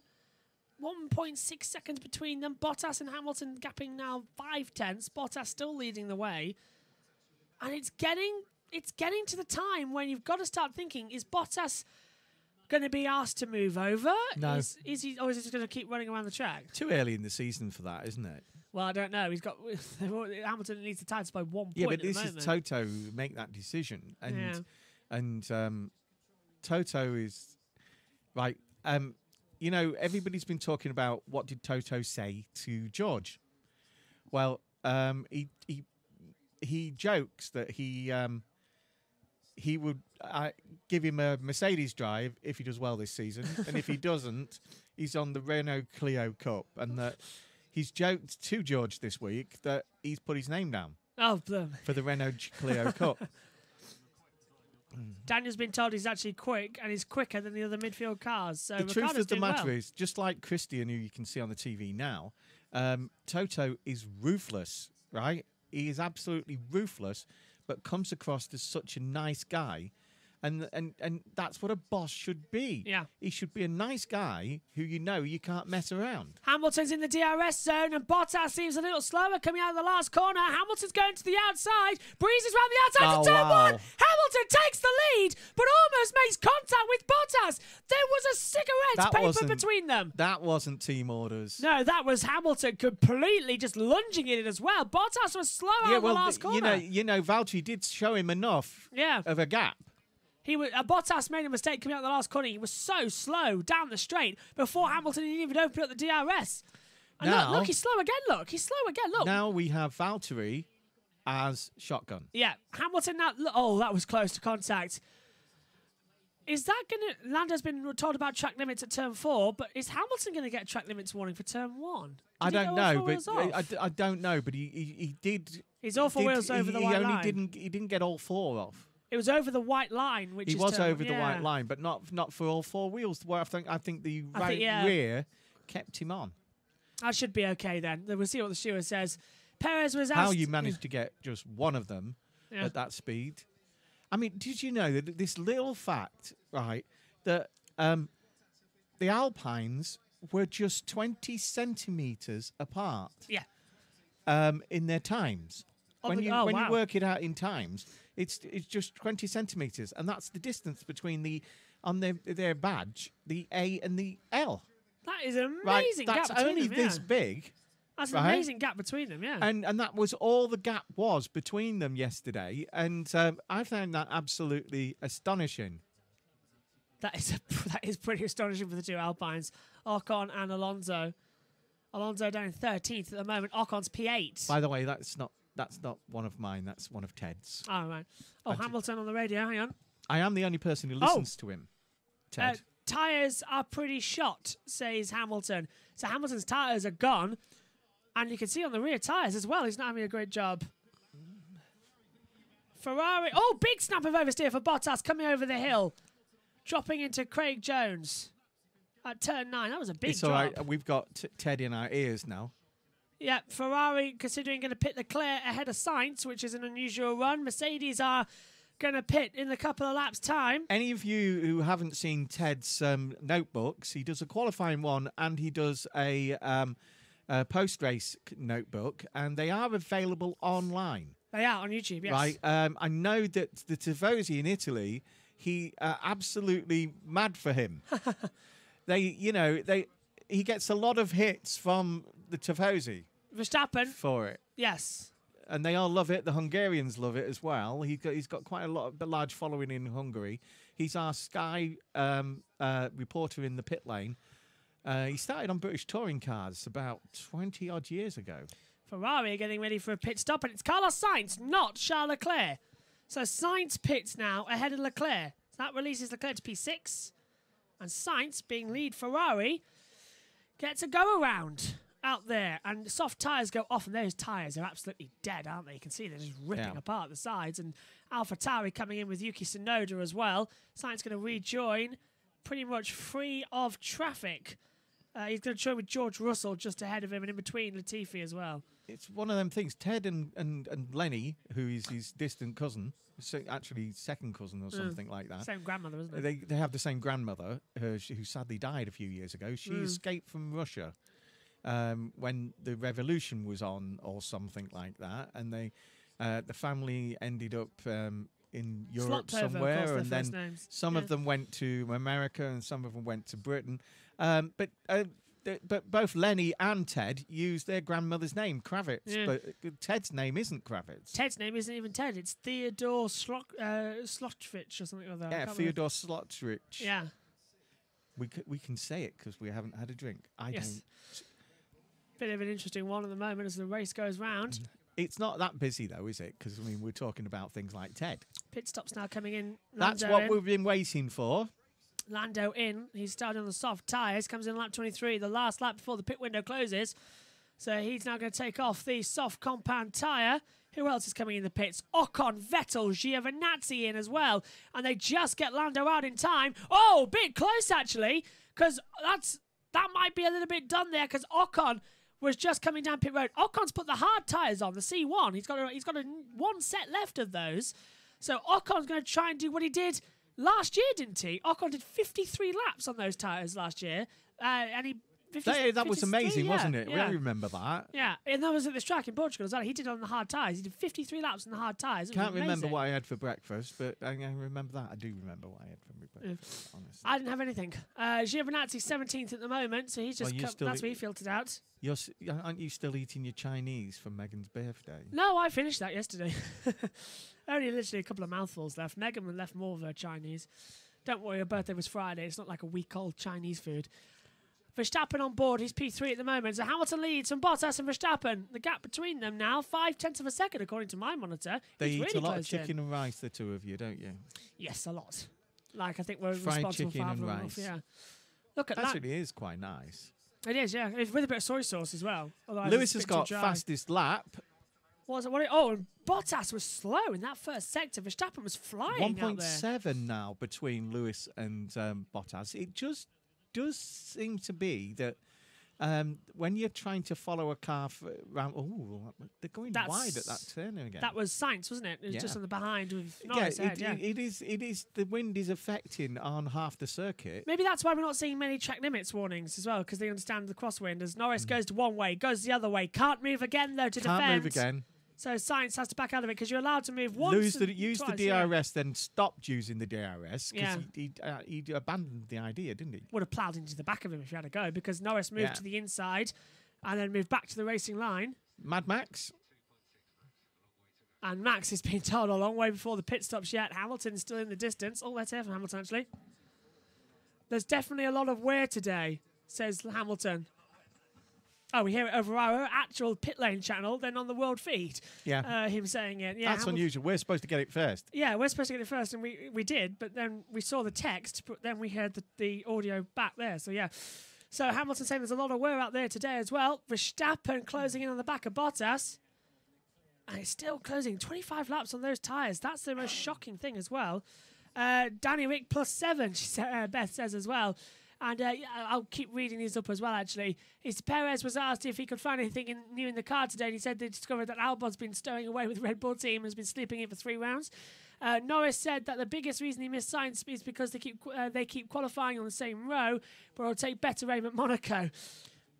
Probably hitting him out, yeah. Monaco is an interesting qualifying format, isn't it? As Gasly pits actually comes in and puts on the medium tyres a lap later than the pit window was open for. You know, Carlos is missing Norris. Oh, big time. They play golf together still. Yeah, George has been playing golf with with them at one point, but Carlos is absolutely brilliant. He could have been a professional golfer, and you know, Lando fancies himself as a top golfer. Verstappen being told you've got the pace to go, so obviously their tyres are okay. Hamilton keeps complaining that the tyres are gone. Bottas is going to have to defend from Verstappen. Verstappen might not have DRS, actually. Oh, he does. He does have DRS. He was inside the second in the detection zone, down to turn 1. Bottas beginning now to slip back into his, as you said, wingman position and riding shotgun. Yeah, the bosses at McLaren have told Lando that to curb his social media, his Twitch stuff, but you can't hold that kid down. I mean, you know, he is never serious unless he's driving the car. Everything else he does, like Lewis, he does the fashion shows. Lewis does Twitch gaming, social activists. They've also told him though that how impressed since Abu Dhabi last year they have been with him, and that he's really stepping up to the mark, and he's showing the prospects of what we have, a future champion there. He's holding off the 2 Ferraris after the pit stop. Sainz 8th, Leclerc comes out 9th. He's put hard tyres on to the end of the race as well. And Schumacher has passed Vettel. Alex Albon has been he's been spending a lot of time developing the car back at Milton Keynes. And sorry, Russell's under attack. Russell's past Ocon. Ocon's coming back on the inside into turn 5 at Torrey Vip. Russell having to go defensive and can't do it. Ocon slips through. Russell started this race 11th, down to 13th after the pit stops. No, actually, I don't think he's pitted yet, has he, Russell? No, he hasn't. He's still done the whole race on these tyres. And Russell, over the radio a couple of laps ago, I remember him saying it, he says that this car is undrivable on these tyres. That was the radio message we heard. There's an interesting thing that I heard about Carlos. Like, Michael Schumacher used to get everything out of the mechanics and the factory at Ferrari by just taking an interest, much more of an interest than most people ever would. Jensen was the same and spent a lot of time at the factory. And Carlos has been down that factory an awful lot since he joined them. You know, Charles isn't one for going to the factory much. He goes where he needed to, isn't he, really? And I feel that, like with Valtteri spends a lot of time in the factory. And I think that you need to understand your car. Ricciardo's passed. Unless you've got the talent of the top two, right? You need, we can see the graining on that right. It's not too serious, though, look. It's not too bad, but Verstappen... It's just blistering. I swear some swearing just got through our own team radio from Verstappen there. I was listening to it. Verstappen's under pressure. Oh, hang on, that's Vettel. Vettel passing Russell for 13th. I want to hear the team radio when Max overtakes Tsunoda and they get close together, because, you know, that will just be bleep, bleep, bleep, bleep. I don't think it'd be bleep, transmission, would it? It wouldn't be put out because it'd just be no constant transmission bleeps. for that, no. Let's have a replay. Won't transmit that. Vettel on the inside of Russell. Clean move. Russell just didn't bother defending, did he? The tyres are gone. So am I. You're in front of the I've fan. got this I wonder you what. red on-air sign shining in my eyes. Would you like me to turn it off? No. You close your eyes tonight and you'll just see on air in front of you. They're burned into your retinas at the moment as well. Ocon's saying that his tyres are okay. And Ocon's done 4 laps on those hards. That's good news. The hard tyres aren't degrading as fast. They are the hardest tyres, the C1. So what do you think the mediums will put on? Do you think it's going to be the hards? So, I think because it would this is be, only... We're not expecting 2 pit stops, are we? Lewis has got no brand new set of hard tyres left. He's only got 1 old. The same goes for Bottas. Verstappen can go hard tyres to the end, and he's got a new set of mediums left as well. So Verstappen's got the option of putting new medium or new hard on. Do you think? But hang on, sorry. Hamilton and Verstappen have got no new... Sorry, Hamilton and Bottas have got no new tyres of medium or hard. They've only got 1 new set of softs each. Yeah, but they scrubbed a set yesterday. They did in the mediums, yeah. So that's one of the 2 allocated slots here. It's not. They might not be new, but they've only done 1, lap. maybe 2 laps. I would say Bottas would put on the hards and the 2 Mercedes will put on those mediums that they had on in Q2 yesterday. Oh, Q3, sorry. That's what they'll do. And looking elsewhere, if a safety car comes out, Hamilton and Bottas will pick for softs, and Verstappen will have to put mediums on. So Verstappen might have late race pace, but if it's short to go, I'm giving it to Mercedes on this one. They've played that strategy quite well already. Just hearing Ted in our radio. Oh, that's what we were hearing over the swearing. Yeah. Ted's just telling us what we heard. Max Verstappen can't use 3rd gear properly. Yeah. So that's going to be dragging around. That might mean a change in the pit stops For for steering wheel. So there's not a lot of track. There's not a lot of parts of this track you're in 3rd gear. Didn't we have that with Perez at the last thing? Yes. He had to have a change in steering wheel. Yeah, Perez changed the steering wheel, didn't he? Russell finally pits. He's the first one of those medium tyres to do so. Let's see what he puts on. Russell, I think, had a free tyre choice. Yeah, 1 medium, 1 soft, and 1 hard, brand new. So he's got free tyre choice. Verstappen can't use 3rd gear correctly, but he's going to go for a run on Bottas. Perez being told that Bottas is starting to struggle on those tyres. Hamilton was already struggling. Russell's put on hard tyres. Russell's put hard tyres on as we're approaching half distance in this race. So that's going to be the key factor. Russell put the hards on. I wonder if he can get to the end of that race. If Ocon's okay with those tyres, maybe an old set of hards. Ocon's on 6 laps on the hard and he's got another 36 to go. That's 42. Which is 42. He did it last year, to be fair, on 53. Yeah, I know. You were saying that earlier. That helicopter, no matter which way you look at it, was a bit too close there. I mean, that was a bit too close. It's because of the brow of that hill. Yeah. A great shot, though. What was the cause of the red flag at the Portuguese Grand Prix? Oh, the helicopter crashed with Lewis Hamilton. Don't say things Well, it was like Hamilton who flew over I the top had of a the bridge. really bad premonition about this race when Did you? on the grid, yeah. Oh, what was that? I don't know. I just got an uneasy feeling about it. Well, to be fair, I've often said that too, haven't I? Yeah, I said and nothing happened. Yeah. So maybe it was just me being paranoid. Maybe I need to up my medication. Well, you never know. There's still halfway of the race to go. Verstappen in that DRS zone again. He's not going for an overtake. If he wanted to, he could, but he's not. He's comfortable behind as the 2 Williamses go battle. Latifi dives up the inside. And Latifi on hard tyres that are much hotter than George Russell's. So that was a pass that was always going to happen. Russell hasn't got bedded those tyres in yet. Latifi has. Yeah, and you can't hold your teammate up. Yeah, precisely. So, yeah, probably a team order. But still, where are they at the moment? Oh, last. 18th for Latifi, Russell 19th. That's not great for the I Williams. always wondered, Beth, whether or not Claire Williams would ever want to be a driver. I can see why she would. Yeah. Because it was in her blood. And Yeah. yeah, his boys never wanted to be drivers either.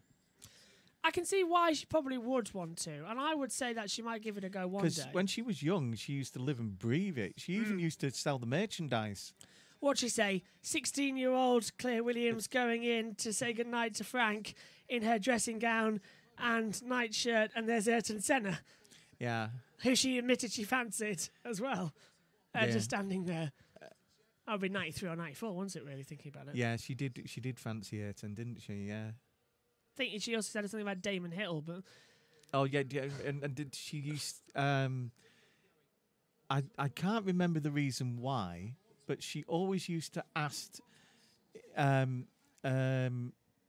Nigel Mansell to end of term to pick her up from school. I expect... world champion to pick up you from school. You can see why. Yeah, I don't know, but Nigel often picked her up from school. I do know that.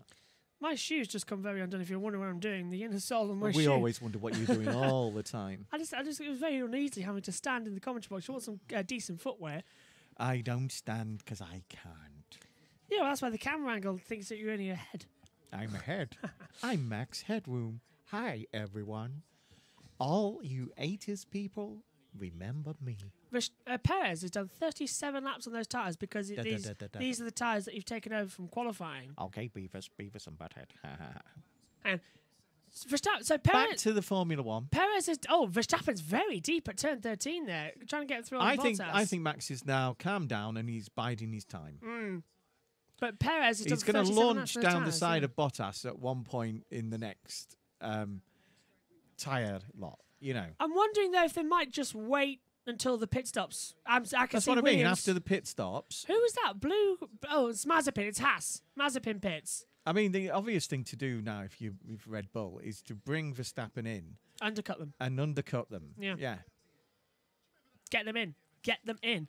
Mazepin pits and drops down to 19th place. I must say, congratulations to Nikita Mazepin. So far, it's half distance at this race, and he hasn't done anything. He hasn't spun, he hasn't crashed, he hasn't hit anyone. No, his nickname will have to be something else other than roundabout. I mean, he crashed on lap 1 in both races. And done a thing here so far today. Did you know that there are those rumours going around the pit again that his dad is going to buy Yes. Gene Haas out? I heard that, yeah, and it'll become the Ukulele Grand Prix team or something like that. More like the Ukulele Grand Prix team. I was a fan of the Magic Roundabout, but apparently it was copyrighted. At the moment then, well, but Nikita, hang on 2 seconds. Ocon's in the DRS zone. He is trying to get past Gasly into turn 1. A little bit too late. Has to back out of that one. Mazepin was in the media yesterday. He said in the press conference in the media pen that he feels like Schumacher gets preferential treatment there. That's because he's better than him. Yeah, because he's got Ferrari in his pocket. Mick Schumacher is absolutely a million times better than Mazepin. Yeah, he's a world champion. Mazepin's won a total of 2 Formula 2 races. Schumacher, in his time, I think won about, 10 and a championship. GP3 and Formula 2. Don't think Mazepin's ever won a title. Did he win F4 as well? Yeah, he won F4. F4 as well? F4, Euro well, F3, that's F2. why he gets better treatment, because he's a better driver.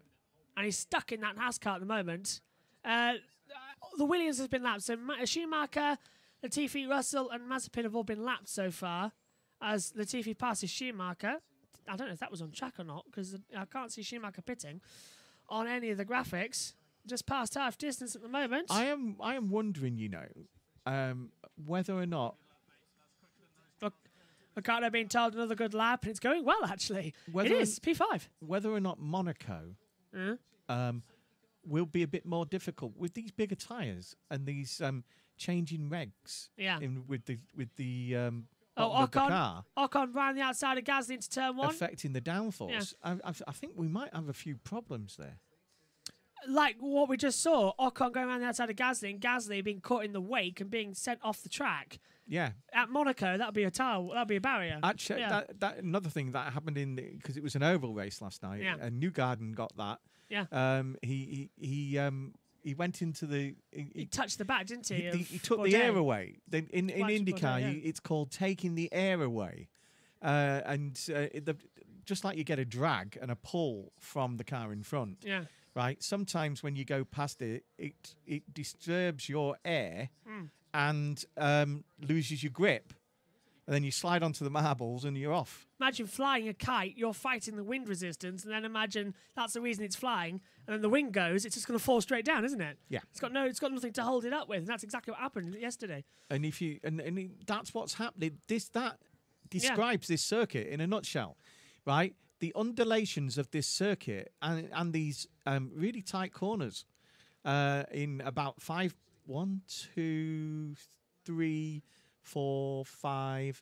corners of this track are really tight corners. Yeah, and you know, jump up and down, that with the undulation and the wind, right, is really affecting the downforce here.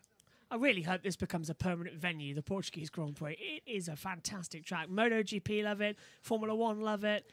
The drivers all love the track, but can't stand the wind. They find it challenging. Challenging. Yeah. That's Verstappen pits. That's a very late call because look, they're not even there. They're not even ready. Verstappen's locked up coming to the pit lane. You can see the smoke behind. Don't worry about that. Don't need to worry about ruining them tyres. They're already ruined. Now, Red Bull have got the fastest pit stop world record at 1.92 seconds. What's this one? 2.3. So they're down a little bit, but that's still a good job. So Bottas being told that Verstappen's boxed. Which is what we thought they would do. Yeah, pick up the pace, says the engineer to Bottas there. So Verstappen pulls out P4. And what's he put on? Hards. So, yeah, they look white, don't they? Brand new set of hard tyres. So he had an option of taking the mediums, and he's taken the hards to the end of the race. That was a very late call. Did he? Oh, he locked up. Did he get it stopped in time? Did he get into the speed limit? Yeah, because it was a double lockup. I think he did because look, it's from that 80 kilometres. Yeah, but it's in the white line as well. He was locked up past the white line. Yeah. I think he might just get done for that. Verstappen, very late call into the pit lane, double lock up, and I think he might have just been speeding in the pit lane. Well, that's a 5-second time penalty. Mercedes probably wouldn't bother about that, but the likes of McLaren and Ferrari will be at it. Bottas pits. Yeah. Hard tyres going on. The used set, the scrubbed set of hards going on for Bottas. I wonder how long these tyres have done in the race so far. I'd like to take a look. So into the pit lane, smooth stop. A little bit of a lock-up in the pit box. It's from tarmac to concrete, of course, the pit exit here. And it was a 3.3 second stop. Verstappen's just coming out of turn 15 now, the Galp corner, and it's a lot faster. Slow, doesn't it? It does, doesn't it? It's really slow down the start finish straight. Here comes Verstappen now. There's Bottas leaving the pit lane. He has to get up to speed as well, cut across the track, and I think Mercedes have done it. They have. But Verstappen is going to carry so much so much more speed to the first 3 corners. He's right up alongside Bottas. Bottas slips out wide. So does Verstappen in response. They're both looking. But Verstappen pulls to the inside. Down towards Tory Vip. He'll have to DRS. Bottas can't defend. And Max Verstappen takes second place. He squeezes Bottas. So just so that Bottas couldn't turn in and get the undercut. Verstappen goes a little bit wide, but he's up to 3rd place. That becomes effectively, possibly, the lead of the race. Great positioning by Max there. Absolutely. Bottas couldn't do anything. Hamilton saying... Let's see what Lewis can do. Hamilton saying that the tyres were okay. I think that was a fake, considering that we've heard him say so many times before that it's bottom. There was the lock-up lines. So, yeah, Verstappen locked up too much past that line. I wonder if anything will come from that. Hamilton pits. Those mediums absolutely destroyed after 38 laps, plus a couple more. Perez takes the lead of the race. He's gone round again. The question is... Blue smoke. Yeah, that's oil, isn't it? It'll just the wheel spin, maybe. Verstappen's at the fastest second sector. Tyres okay. That's what he said on the radio, but he's boxing anyway. Hamilton comes out. Verstappen's just down towards turn 1. Yeah. And Verstappen's got too much debris. It's too much back markers at the moment. Hamilton keeps the lead of the race from Verstappen. The gap between them, 4 seconds. So that little gap there has kept them ahead. So... Is he on hard tyres? Yeah. He's on hard. Yeah, old hards. And so what we suggested Red Bull do, they did, and it's worked for them. Verstappen is in the effective 2nd place. Lewis is still in the effective lead, although Perez, because he hasn't been in to change his tyres yet, is actually leading the race. For a while, he's got 12 seconds, isn't he? But This is a replay. Charles Leclerc on the inside. What's this a replay of? Carlos Sainz. Oh, well, that's a team order. I would keep Perez out for an extra 2 or 3 laps. Hold up Lewis a little bit more. Yeah, I would. Verstappen's wide there, and this is Verstappen, who, according to this, he's running in 3rd place, and this is him trying to get on Bottas. You see him sliding the rear tyres. And it is old tyres. It's old tyres that have done 2 laps for Hamilton and Bottas. Verstappen's are brand new. So remember that going later on in the race as well. He said yes over the radio as well. Hamilton then will affect, and they are keeping Perez out for a couple more laps as well. They'll do what they did with Albon. They'll just keep him out there, won't they? And just wait until he drops back into Hamilton and he can hold him up for Verstappen. Like Leclerc's holding up Sainz, Ocon and Gasly. Yeah, exactly. And right now, I think they've dealt with all of the back markers of the Williamses. Although there's one there, but it's not appearing on the driver tracker, is it? No. Because according to this, it's Hamilton, Verstappen and Bottas with no cars in between them. So unless that is George Russell's transponder, which Beth, I think, jokingly said it was failed this morning, but maybe it really has failed. And Bottas is being told that if a safety car comes out, he's unsafe to Perez. So Bottas unsafe to Perez if a safety car comes out. That's an interesting little call, isn't it? Sergio Perez leads a race for the first time since he won at Shakir in December, the 6th of December, I think it was, wasn't it? I would think a VSC would be better, wouldn't it, for Perez? Yeah, if a VSC came out, you only lose 12 seconds in the pit lane. He's got that 12-second gap to Hamilton now. Yeah. So if a virtual safety car comes out, look, there it is, time. But look, they're listening to us again. Safety car and VSC, 15 seconds time lost. So they've increased that from when we saw in practice. Yeah. That 40 or 66. Perez leads the race. And how many laps has he done? 45 laps now he's done on those But he's tyres. always been good on tyres. Yeah, he has. I mean, last year he was good on tyres. There's the lake. That was jumped into as well by one of the World Touring Car drivers. Was it Rossi jumping into the lake? I don't know. Lorenzo back at Jerez. Can't remember.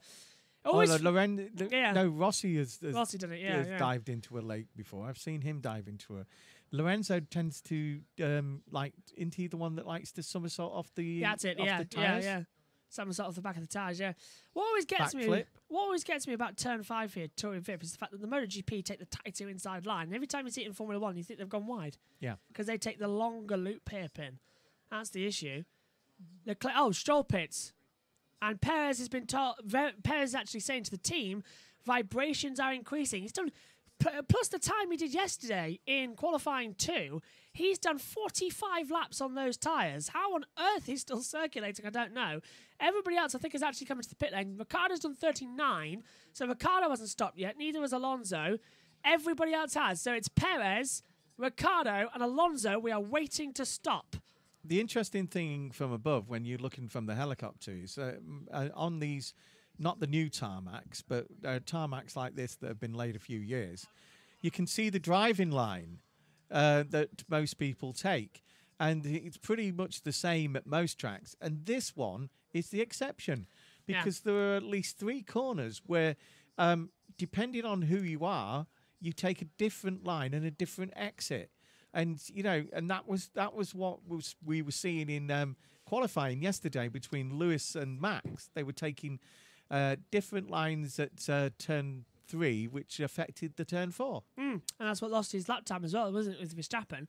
Alonso comes into the pit lane. Mr. Saturday, though, George Russell, complaining over the radio just now in our ears that he says the car's undrivable. He just can't drive Alonso's transponder's gone green.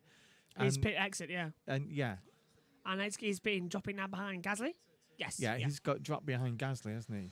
So that promotes Leclerc, Sainz and Ocon and the Gasly to 7, 8, 9 and 10 as they keep going around. Perez still circulating.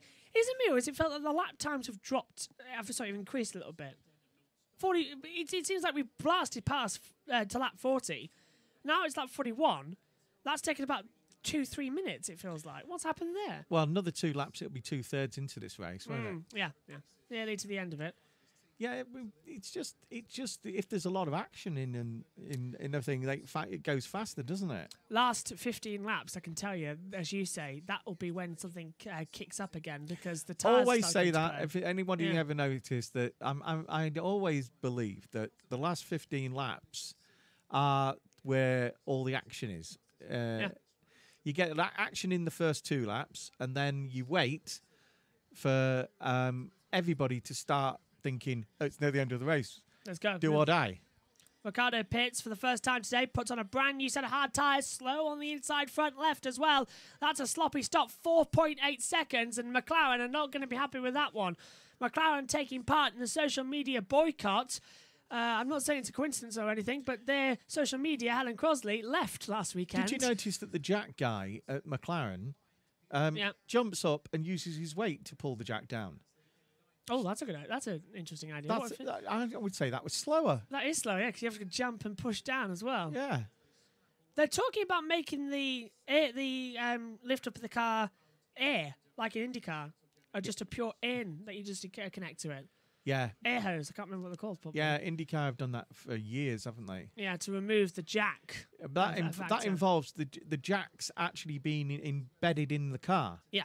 And then you put the air hose on and it brings them down and lifts the car up.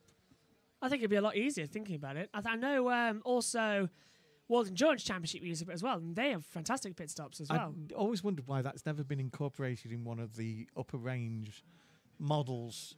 The car, because just to have an air system. Oh, Sainz, sorry, kicking his rear tyres a bit quickly. Like you used to have air brakes in trucks, and you used to recharge the air brakes. You could have that system, and then you could change the wheel by putting all 4 wheels off the ground. I'd like that. I don't know why they haven't actually. You would think it would be an invention that'd be on there. Yeah, it wouldn't be economic to put it on the cheaper ranges, but the higher end. If you're going to spend 40 grand on a car, you don't want to be sat at the side of the motorway that'd be a nice like that, little added thing, wouldn't it? I'd agree with you there. Perez 48 laps. Who else? No Range Jaguar, Rover, Mercedes, Aston Martin, Fiat. Yeah, Fiat will do it. Lamborghini. Just listing them all. Fiat, yeah. Fiat are Ferrari, as are Chrysler. Yuki Tsunoda being told 42 completed. That's 44 now. Do you know, there's been that much action at the front that we have hardly seen the rear of this race. I haven't, have we? Yeah. It's been a bit off. Mazepin's back in the final position with Michael Schumacher. Mick Schumacher. Yeah, Mick. See, you got it there. Well, it is Michael, yeah. And Latifi and then Russell. Tsunoda's in front of Russell. Stroll, Giovinazzi, Vettel. Oh, Bottas. Alonso. And then Danny Rick. Toto, over the radio now. Toto just talks to Bottas, and he never does that. He says, get the hammer down. So Bottas is now being told by Toto to move at the pace. Toto wants Bottas in between Hamilton and Verstappen right now. Yes. Hang on. Sainz is under pressure as well as Ocon slits on the outside. Another great move at turn 1 today. Esteban Ocon, he's right round the outside of Carlos Sainz. What was it? Hunker down, Valtteri. You should be the quickest car. I just said back on the radio. Yeah, and the thing is, with Valtteri, he's had such a great weekend. He's been so much relaxed. Maybe he's too relaxed in this race. Yeah, and he's to get angry a little bit much. Look at that. That was so close to contact between Ocon and Sainz. Literally side by side through turn 1. Yeah, because Lewis might look very calm, but He'll be nervous. He is enjoying this, and he really enjoys the like chess-like moves that the teams make, and Verstappen, he needs a challenge, and he's got one this year. Verstappen, do you remember how in Bahrain he was told? Come on, Lewis. Do you know how Verstappen was told in Bahrain? Turn 4, they're going off the track. You can do that. He's just told again that down at turn 8, both Mercedes are using all the limits on that track. Go for it. Start pushing. So Max is now getting another one. There you go. Yeah. Mid-exit turn 8. We're just hearing back in our ears. Which I think is a little bit behind, actually, today, because usually that's ahead of the TV pictures. Maybe you've put the things in the wrong way around. Probably, yeah, and it's just delayed a little bit. But anyway, we're still hearing the radio. 45 of 66. For some reason, the driver tracker, the graphics there has gone a bit funny. Hang on. Oh, sorry. Perez doing 10 laps longer on your stint. Can you still hear? Yeah. Because I just blasted one of the audio channels because I slipped. I went to put the fader up and I slipped and it went maximum. Yeah, in the I just don't feel well, but that'll wake you up at the moment. well, it's my neck's hurting as well Yeah. now, so it's just because I'm Tired. Tired. Well, Megan's back with us next time out at the Spanish Grand Prix and Lazy, the Monaco Grand Prix. little. Yeah, she said, oh, I'm going to start doing less races this year. She comes out and she's doing more and more. Mazepin gets out of the way of Sergio Perez. Bottas a 129.3. She works really hard. She needed a weekend, like her birthday weekend, to actually relax for a change, you know. Yeah, she's only done the MotoGP race because they didn't have any homework this weekend, so oh, that's a coincidence. So Perez at turn 1. What's it? Oh, don't tell me Mazepin blocked that's what she him. told me anyway. Did Mazepin blocked Oh, Mazepin! I was just saying you're starting to learn. He blocked Sergio Perez into turn 4. And what does that remember? What do you remember there? Yeah, As Montoya and leading the race with Verstappen. Yeah, No, it was Jos. no, it was Jos Verstappen. Yeah. Knocking him off the road Yeah, when he was leading marker, the race, and he was a back marker. Yeah. Mazepin, you muppet. Oh, he's not a muppet. Muppets are funny. I must admit, He's dangerous. that is dangerous. He completely turned in on Perez there at turn 4. Perez in the radio. You blithering idiot. I think it was blithering. Yeah. Definitely blithering. Yeah, maybe not the F word. As now Hamilton pass. Oh, go on, Lewis. Knock him off. Hamilton passing Mazepin to be lapped as well. And Nikita needs to learn what a blue flag means. Nikita needs to learn what it is to be a Formula One driver because, Yeah. you know, all your dad's money and all the things can't put the talent into you that you need. Right? We're giving you a chance. We're giving you time to do things and things like that. And we know other people have made these sort of mistakes and gone on to have great careers. Felipe Massa. Yep. But prime example. you know, it's while you're making them, it's annoying people. Someone tell Mazepin he's not in an F2 car anymore. Mazepin, you're not racing Sergio. Mazepin is going to kill someone. Scary Mazepin. Mazepin facepalm. This is all on the hashtag Portuguese Grand Prix feed for Mazepin out there at the moment. I think Nikita Mazepin is as much loved in Formula One as Andrea Moda was back in 1992. Not really at all. We Get out lost of the way our now. chat because we haven't heard from any of them for ages. Could have. I'll just double check. We are just checking our chat line. Yeah, I think our chat's gone dead at the moment. I've just refreshed it, so apologies if we missed anything in the past couple of minutes. But the chat now operational again. If you send it back, we'll hear. Norris being told the gap to Leclerc is 2.8. And Lando Norris saying he's flat out and can't do any more again. So, yeah, Lando's getting out there. But I tell you what, I'm starting to think here, trying to remember last year, Perez hasn't pitted yet, has he? No, he's done 53 laps on those tyres now. He hasn't pitted. He's got 3 seconds to Hamilton. But if that safety car comes out, he becomes an advantage here. I really hope that would be happening. Lando's one of the few people who the halo is a benefit to because he can actually use it to step on the side of the car to get in the car. Yeah. Before he needed a crane. Because he's only little. They're tall cars, aren't they? Tsunoda's even smaller. Tsunoda would have been brilliant in Formula 1 back in 2005 with those type of cars because they were tiny. We've seen He those, just put his bum on the side of the car and flick his leg over because he is literally tiny as Tsunoda. Having seen both generation of cars and been up close to both of the generations, 2005 and the modern cars now, these cars are massive. They are massive. They're about the size of a normal road car. Yeah. Compared to 2005, as you know and I know, they were about the width of this table, weren't they?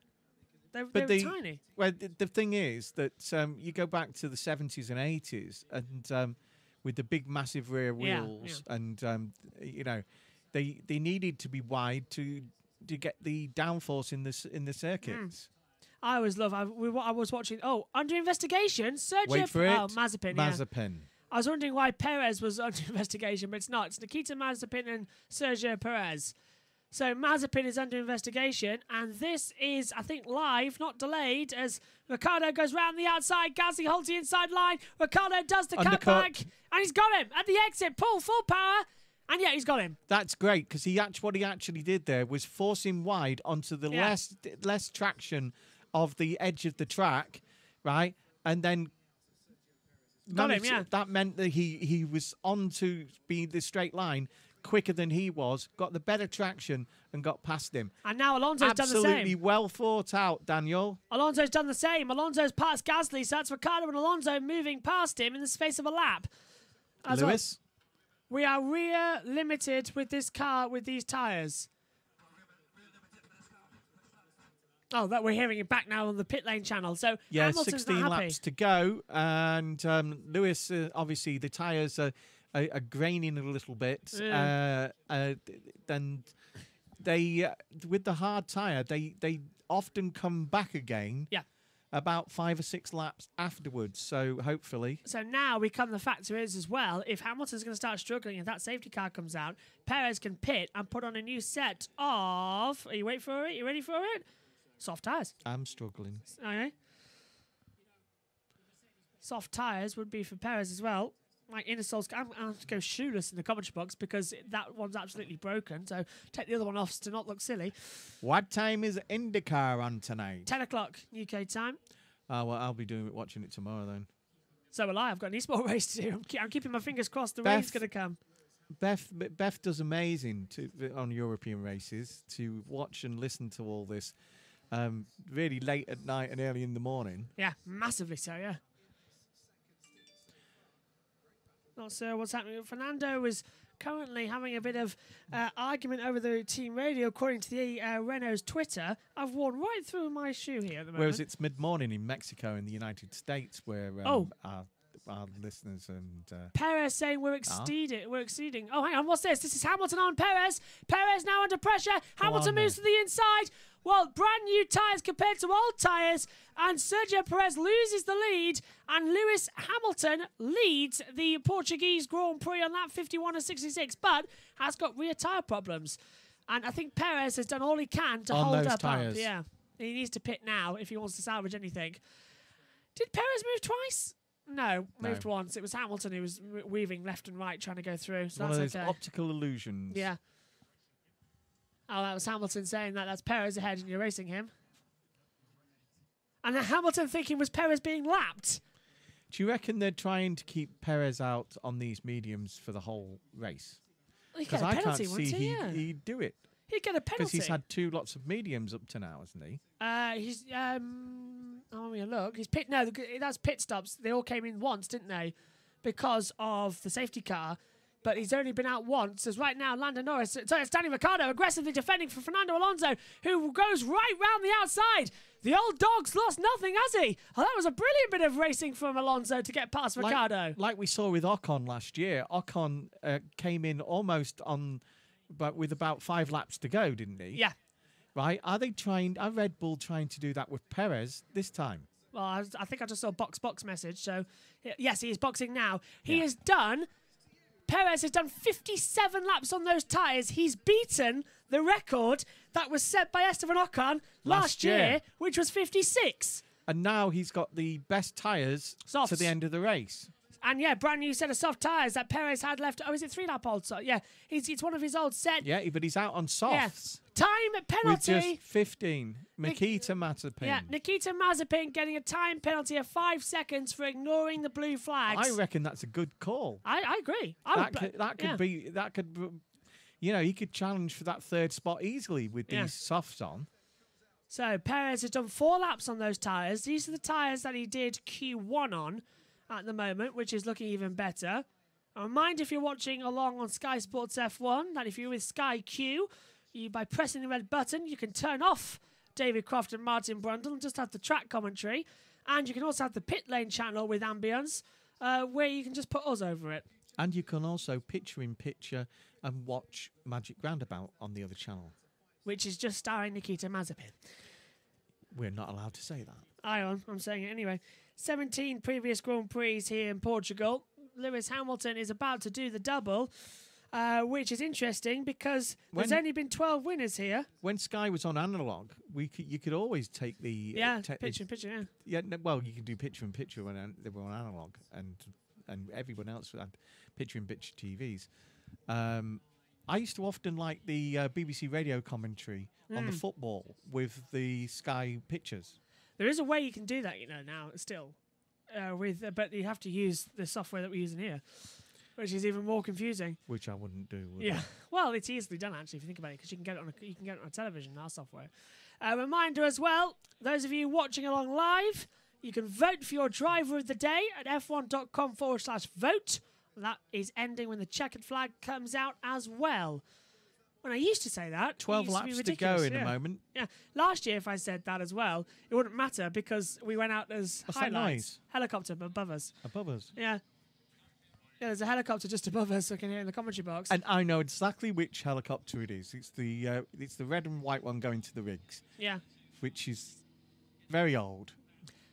It's either a helicopter or a motorbike. No, that's It's a helicopter. Yeah.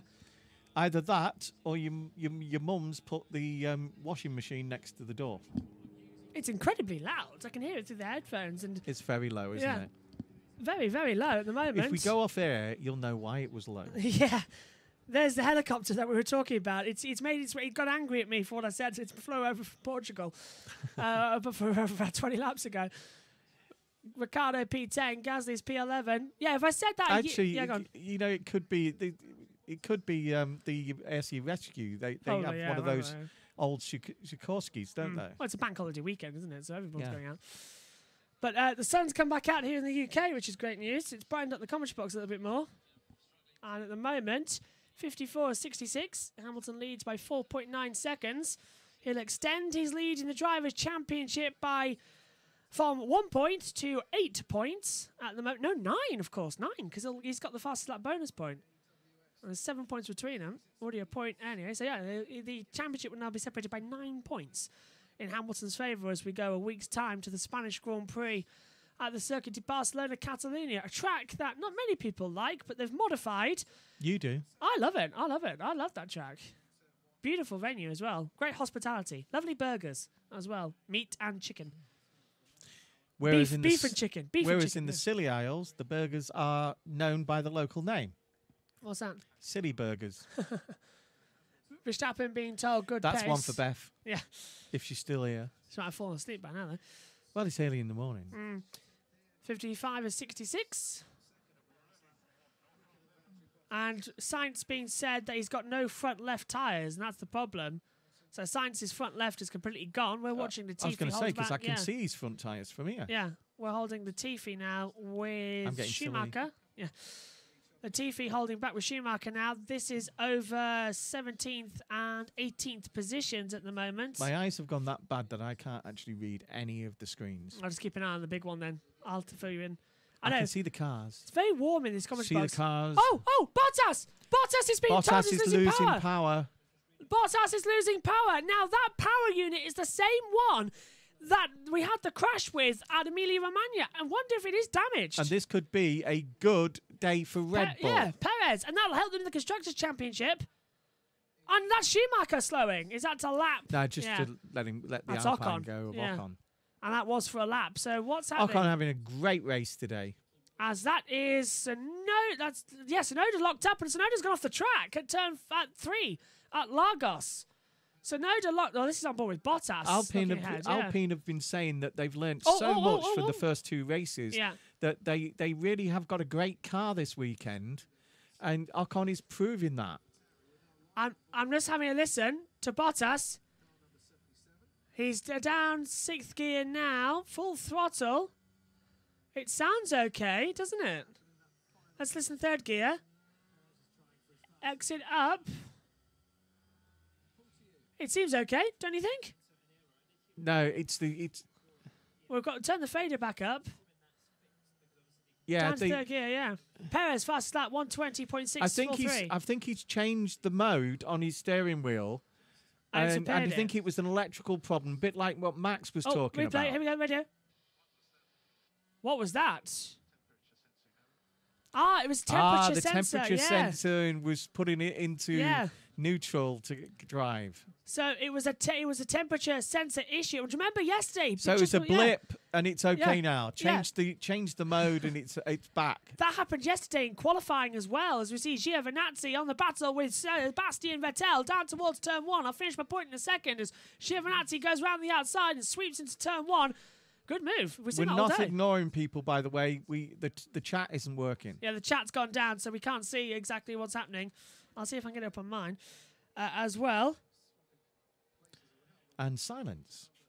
Well, Megan's just texted me a while ago that I've just seen, says that Perez leading the race. She's happy about that, but that was a couple of laps ago, about 10 minutes ago. This is, as you see, Giovinazzi go on Vettel. She's been on the wine again. Yeah.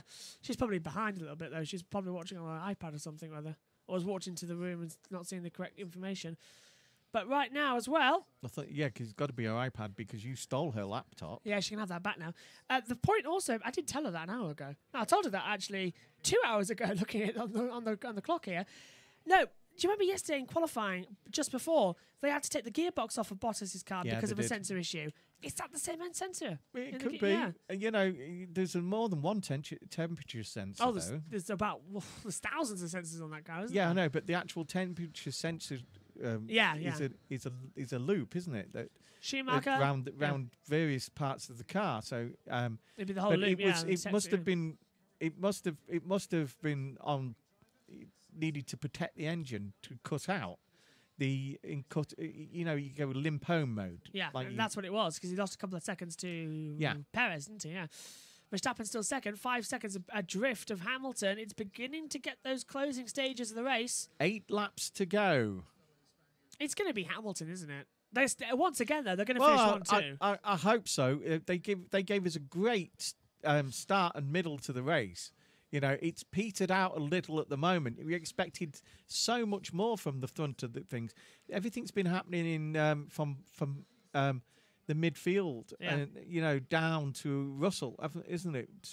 In the last 15 laps, it's been a battle further down the order. It's been a battle there, whereas the front has been just stable. What I've been liking actually at the moment, it's going to be 2-1 now in favour of Lewis in the victories. Well, I think that's what it's going to be most of the season. It's going to be one-upmanship between things, and that was the Williams there of Latifi just going a little wide there when it didn't need to. He must be able to be feeling under pressure from Schumacher, from Mick Schumacher in the Latifi and Schumacher. Haas. I didn't think I'd hear that. Alonso trying to go right round the outside of Carlos Sainz to turn 1, and he got him. Alonso is P8, and if I can just listen, I think Megan is now racing out to the commentary box to see it with her own eyes. I don't know about that. But, big snap from Schumacher as well. But he's in the DRS toe down towards the chicane area. The hairpin pulls to the outside. Latifi tries to force him. Schumacher's going to try and go around the outside. Locks up. Can't do it. It was a good effort, though, from Mick. Very good effort. Not sure she's here yet. And he's doing that in a Haas. Yeah. That Mazepin, if you want to know why you feel that he gets more things, because look, that's an example of him being a much, much better driver than you. Absolutely, yeah. What he's doing in a Haas is amazing. Just like George with the Williams last year. I thought he just slowed there, but that's to let Alonso through. No, just let Alonso through. Alpine double in the points once again with where is it? Alpine Schumacher, no. Ocon is 7th, Alonso in 8th place as well. Megan's on her way to the commentary box at the moment as well. I need wheels on this chair. Well, I was looking for swivel chairs. No, I need wheels. Yeah, swivel chairs do have wheels. I can just go like that and get out. Looking after the race now is being told on the radio. Megan's just walking into the commentary box now to join us. I heard her delicately slam the door. Yeah. Well, Megan's been more of a punchy role this weekend. She'll join us now for the last couple of laps. She'll probably be dressed in her new leather coat. Oh, no, feels like I'm slow on the straight. So that problem is still persisting for Valtteri Bottas at the moment, isn't it? That was her brother's present, wasn't it? You and David. Yeah, the leather jacket, that she wore. She's also got more flowers than Interflora. Let's listen. Down to Bottas. Actually, Interflora gave her the flowers. Martin just said Bottas is 0.4 of a second off on that last time. Yeah, I wonder where she is. She'll be here in a second. She probably got distracted by the garden. And at the moment, Bottas' front tyre's already starting to go She's off. probably laid on the garden bench, Yeah. drinking something in the sunshine. Probably another glass of milk, although it'll probably go curdled, wouldn't it? Yeah, Bottas is still complaining about being slow on the straights as well. The throttle and RPM looks okay, so I don't know what the difference is there with that. Well, I think it's solved now. I think they changed the mode, Yeah. and which changed the engine settings, and it brought it back into parameters. Remember, these cars don't have fans like you do on your car, and if your fan stops on your car, stop the car. Yeah. Because you are going to boil your head gasket. And here's Megan now walking to the back of the box as Sebastian Vettel breezes past Charles Leclerc.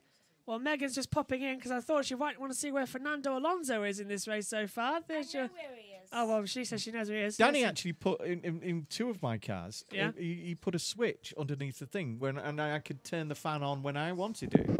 I'll just be here quickly because Which I is also brilliant. want to know what happened to Raikkonen because I didn't see Raikkonen. that. Well, he went into turn 1 and a massive accident. I'll just fix that for you. It was a massive accident as already Lewis Hamilton's out there. Raikkonen pulled over, hit the back of Giovinazzi into turn 1 and front wing off and debris over the straight. You'll have to show me that later. Yeah. What's rule 1? Don't hit your teammate. Rule 2? Read rule 1. And what happened? Bottas on the team radio. Oh, let's listen. Read. Bottas been told he might get a free stop. Yeah. Valtteri just had a problem. Might be going for fastest lap now. Yeah. But looks he like just they had a problem with his temperature. The engine cut out into limp mode. And then they changed the settings and he's back again.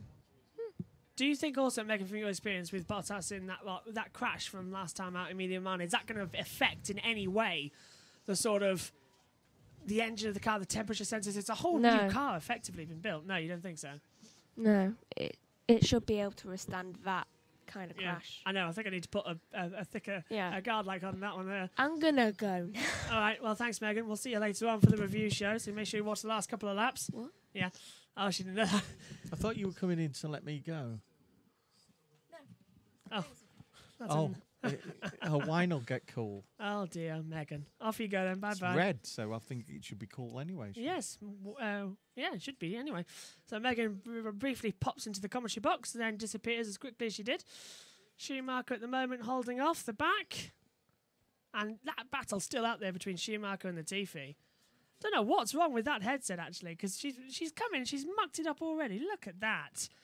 Different, everything all over. Dear, dear, dear Megan. Oh, replay from Perez as well. Can't hear it on the radio. We'll have to get it back in just a second.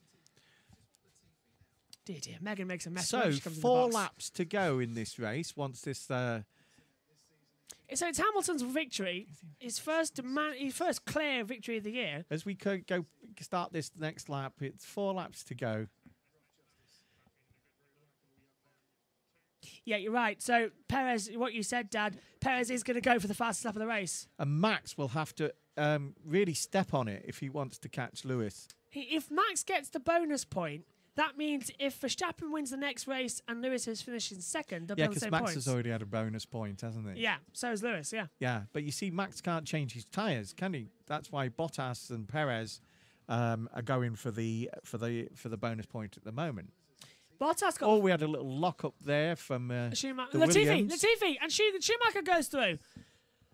So Schumacher to 17th, Latifi locks up and goes down to 18th place. That little battle that's been brewing the past 15 laps or so now comes to an end. Yeah, good little battle there. That's upsetting. That is upsetting because that was exciting for the end of the race. And now, let's see it again, coming into turn 3 at Lagos. Oh, this went too wide and Schumacher was slipping up the inside quite quickly and got through. So hear what he said on the radio. Just yes, completely from his engineer. Not even a care in the whisper what was happening there. I do think, by the way, our chat has gone down, so apologies if we haven't been seeing any of your messages. You can tweet me instead at Joshua Birch99 on Twitter and Instagram as well. Get in touch. As science, we'll get all your questions in actually at Joshua Birch99 for the Grand Prix review that is live at 6 o'clock with me and Megan. That would be an interesting one. It better be Megan. Yes, it is Megan. If not, I'll just do it on my own. At the moment, science under pressure, as that is going to be. Well, if that is science, then it must be Leclerc. 3 to go, and that is Latifi passing Giovinazzi. Box for Bottas. So with 3 to go, he's got 29 seconds to Perez. Yeah, he has. This so is for fastest, It's time to do this. This will be a soft tyre run, won't it? Yes, brand new soft tyres. Perez is on the softs. Yeah, the red one's going on, aren't they? Yeah, yes. brand new red. So it's going to be the fastest lap attempt now for Valtteri Bottas. He'll only have race. 1 lap to do that fastest lap in, though. Yeah, outlap 65. Because the outlap, 66, you've got to warm those tyres up. And he probably won't be good on lap 65 either, will he? So No. And there's Perez right at the back. So Mercedes have timed that perfectly to get him off those tyres that were causing the sensor issues, puts him on a brand new set. Also, by taking the wheels off, they would have cleared the brake ducts as well, wouldn't they? Because the soot get caught that's up, that's what the blue smoke was that we saw when... the blue smoke. Yeah, wind is picking up. When Lewis did his thing, it was brake dust we worked out. And at the moment, Bottas just said over the radio that the wind is picking up. So in the penultimate stages in this race, that fastest lap might actually not be possible. We saw that affect Q3, didn't we, yesterday, as Sainz holds off. As here comes Danny Ricciardo. This is for P9. Sainz goes to the inside. Ricciardo sends it right round the outside and gets it. Good move from Ricciardo. Up to P9 at the moment. As pit stops. Well, it's Verstappen. Verstappen pits. And he's got, 32 seconds to Bottas. And Verstappen pits and puts on an old set of soft tyres. What the... Well, that must be for fastest lap. That must be 1.9 seconds again. So they can't do the fastest lap. Yeah. Surely. 65. They'll have to do it on the last lap. 66. That's like turning down to Lewis and say, you've got this. Yeah, so game over. The gap was closing as well. When the second place car goes for fastest lap, yeah, it demeans it. Yeah. So that's a bonus point for Verstappen. Can he get it? He's on 3 lap odd softs. Bottas is on 1. Bottas is going to end up on fastest lap. Red Bull have sacrificed Verstappen in order to secure against Bottas' fastest lap attempt. What's the gap between? The gap between Bottas and Perez is 5 seconds. Gap between Verstappen and Bottas is 5 seconds. Yeah, that's too much. Hamilton's not happy actually. Is Hamilton going to box? No, I don't think so. He won't have time to do it, will he? He won't need to. No, he can't do it. So Hamilton's just been told over the radio, as it's last lap the call, Hamilton's been told that Verstappen's gone on to soft tyres, and Hamilton says, yeah, it's all right. But now that's gonna level them out. So if next time out Verstappen wins and Hamilton's second, they're going to be on exactly the same points because they're both on the fast lap. He hasn't done that yet, though. Yeah, that's a question. Bottas, 1:19.865. Bottas is doing purple. He's fastest lap. Yeah. 1:19.865. So Bottas has just taken that fastest lap of the race and gets that bonus point. Now we'll have to see what Verstappen's going to do. Verstappen will have to do it on the last lap. And then, he is now. Look. He's bad to that first sector, but he's got purple. Verstappen didn't go sector 1, he's purple. 23.189. So Verstappen might just do it on the last lap. But Lewis Hamilton is going to take victory here in a very unusual race.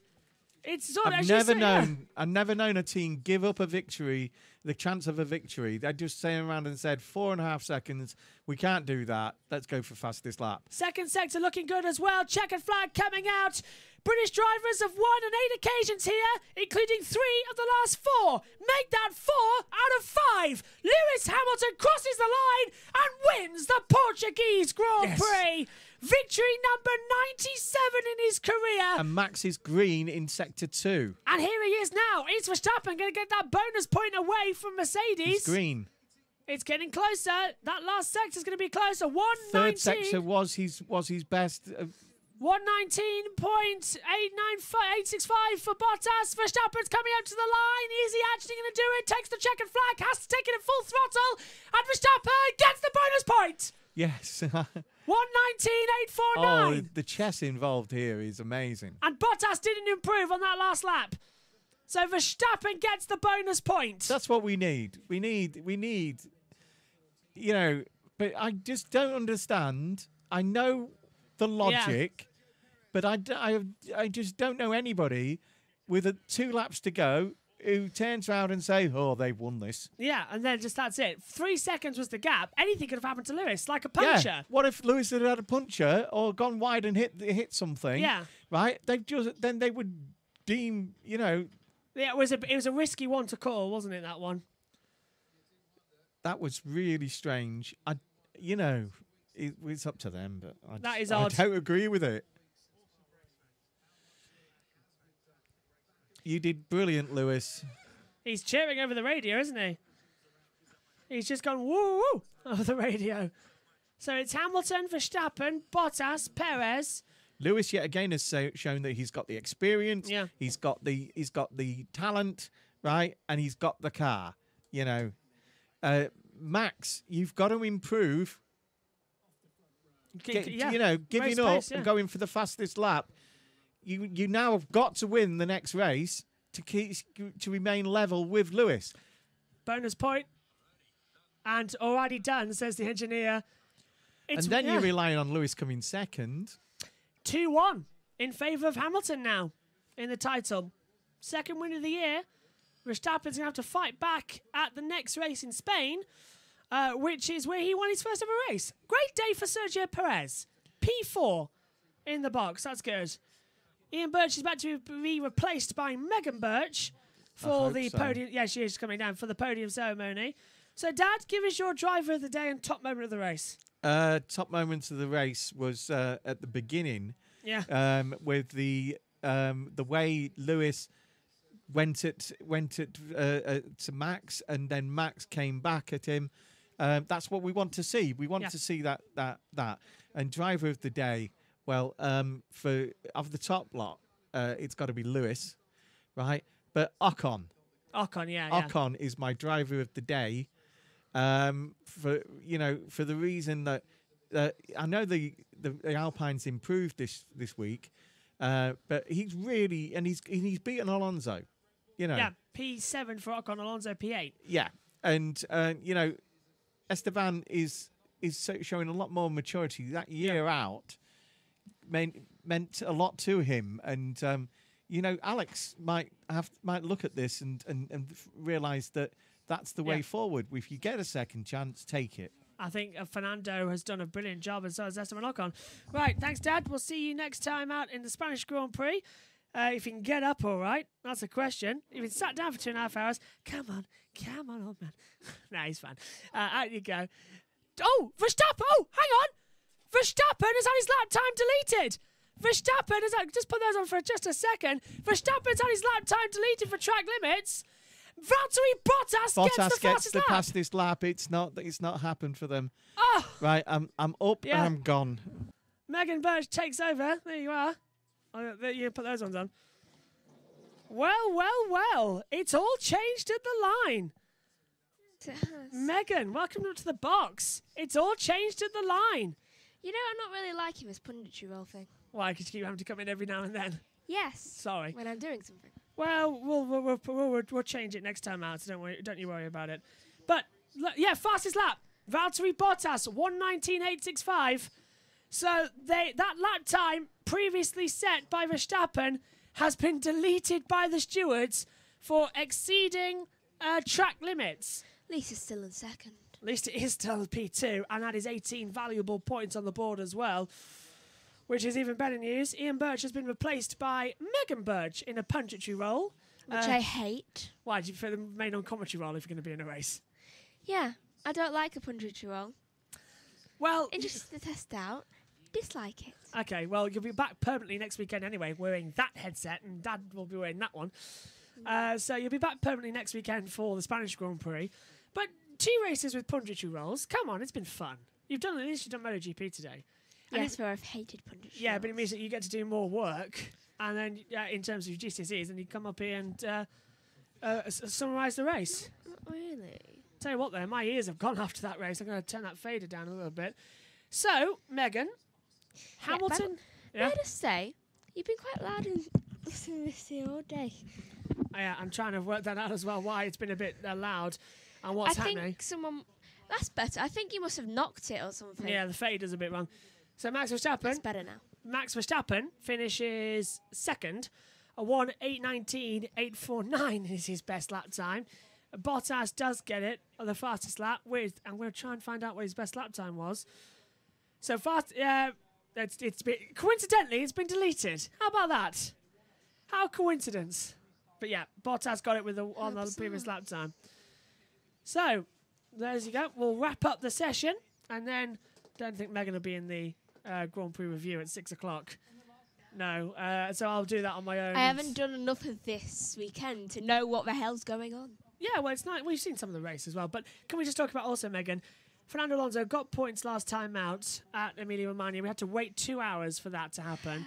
However, that race is still in investigation because Alfa Romeo and Raikkonen are appealing that. At least he's got points this round. Say that again.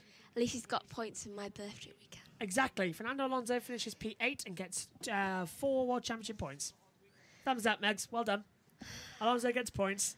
That's the best birthday present the person could have. Absolutely. Of course, winning a race would be good. So, him having points. Do you really think that's possible? You don't know. That's the problem. Miracles can happen. As we are waiting. Oh, and there's Hamilton going forward. Hamilton, Verstappen, Bottas, your top 3, followed by Perez, Norris, Leclerc. Then Ocon, Alonso, Ricciardo, and Gasly, top 10. And then Sainz, Giovinazzi was a lap down, followed by Vettel, Stroll, Tsunoda, Russell, 16th. Schumacher, Latifi, Mazepin, 19th. And Raikkonen, 20th. Don't forget, Mazepin did get that penalty as well for contact. Well, actually, the blue flag incident. I don't know if you saw that. He swapped over and nearly hit Perez while trying to be lapped. I did not see that. Yeah, no. Still very close racing. Checker flags out and Hamilton waiting on. We're going to wait for the podium, which takes ages. And there's nothing to talk about because the group chat's gone dead because for some reason it's not connecting, which is annoying. So if you have got any comments, get them in via Twitter at Joshua Birch 99. Right now we'll wait on. But Lewis Hamilton, Megan, victory number 97 in his Formula 1 career. 3 more. Yeah, look at that. Wins 97, poles still 99. I wonder if he'll make it 100 for 100. I want him to see him do that the same day. Yeah, 100. I said 2 centuries. Yeah, that'll be good. 200s, yeah. 2 100s, I should say. That's proper English, isn't it? Not 200s, 2 100s in the same situation. Amazing, though, that Perez did that whole race on 1 stop. He was 50. What? Yeah, 57 laps he did on that medium tyre. He's broken the distance for longest drive on 1 set of tyres. Everyone else 3 or 4. Perez 1. Yeah, look, from there, look, it was 57, 19. Everyone else stopped at least twice. Lewis did a 1 stop and put the hards on. Perez did amazing. 57 laps on the mediums and then a total And he led. Yeah, 19 on the softs. Someone and told did me lead the race. that Yeah. he Was Perez leading? was pitting. I was just like, no! He hadn't pitted, he had to, otherwise he would have been disqualified because he wouldn't use the 2 tyre compounds. But that means that in sprint qualifying, in that terms of factor, Perez has got an amazing chance to actually win the race and start on pole position when we get round to super qualifying. Or Who super led pole, most whatever it of is. the race? Well, I'm taking a look actually. I can take a look at the lap chart, which shows me Hamilton led the majority of the race alongside Perez and Bottas. So it was, I don't think, yes, it was Bottas, Did then Norris Hamilton, even then move? Perez. Norris started. Where did Norris start the race? Actually, that's a good question. I've got the graphic here in front of me. Norris started P7, finished P5, so moved up 2 places from where he started. It's just I can just see a really, really straight line. It was that was Norris who stayed P5 after moving up and down the order, as you can see. There's the win. That's the race-winning overtaken away. Hamilton right round the outside of Valtteri Bottas down at turn 1. Tell you what, I don't like the fact that they have that red on the back because when I see red on that bit, I just think, oh, it's AlphaTauri. AlphaTauri, yeah, AlphaTauri, whatever it is. I know what you mean. But this is where Lewis Hamilton won the record of 92 race victories last season. Here today, he makes it 96 wins. And next weekend, the Spanish Grand Prix at, more Spain, but the Circuit de Barcelona Catalunya will host what should be a fantastic weekend. Touch wood. Because right now, after 3 races, it's 2-1 to Hamilton. Bahrain and Portugal. Verstappen has Emilia-Romagna. And now the podium ceremony can finally take place. For the first time this year, we get to witness Lewis Hamilton on the podium because we had to go off very quickly, didn't we, in Bahrain to start the MotoGP? Yes. Which we no longer have to do, which is great news. But they're all just watching on now. And we keep on going, and we'll hear the national anthem of Great Britain and Germany. Megan? We see Bottas on the podium currently. Bottas finishing 3rd in this race. It is his 58th career podium. For Max Verstappen, amazingly, it's his 45th podium in Formula 1. Oh, Max Verstappen with 45 podiums. Unbelievable. For Lewis Hamilton, podium... Yeah.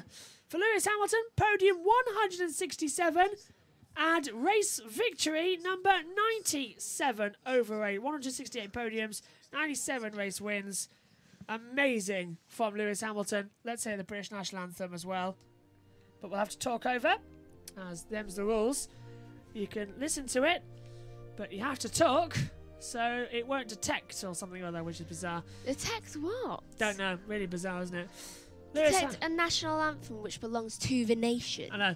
It's sunshine now at the moment, isn't it? It's sunshine out in our commentary box. It was raining earlier on, and now it's sunshine over there in Portugal. Megan, going into Spain, it's now 2-1 Hamilton to Verstappen. Who do you think is going to end up this year's champion now we've seen a couple of races? It's close, so... You have to push you for a question and keep talking. I don't know. Anyone My unlikely? mind just says Verstappen, though. My wish could be Lewis, so then he surpasses Michael. An 8, yeah. Here's the German national anthem, Lewis Hamilton. I think the drivers actually want Lewis to beat Michael as well. Yeah, get that 8th title. Then again, remember the driver who stopped Michael Schumacher winning an 8th world title? Fernando Alonso.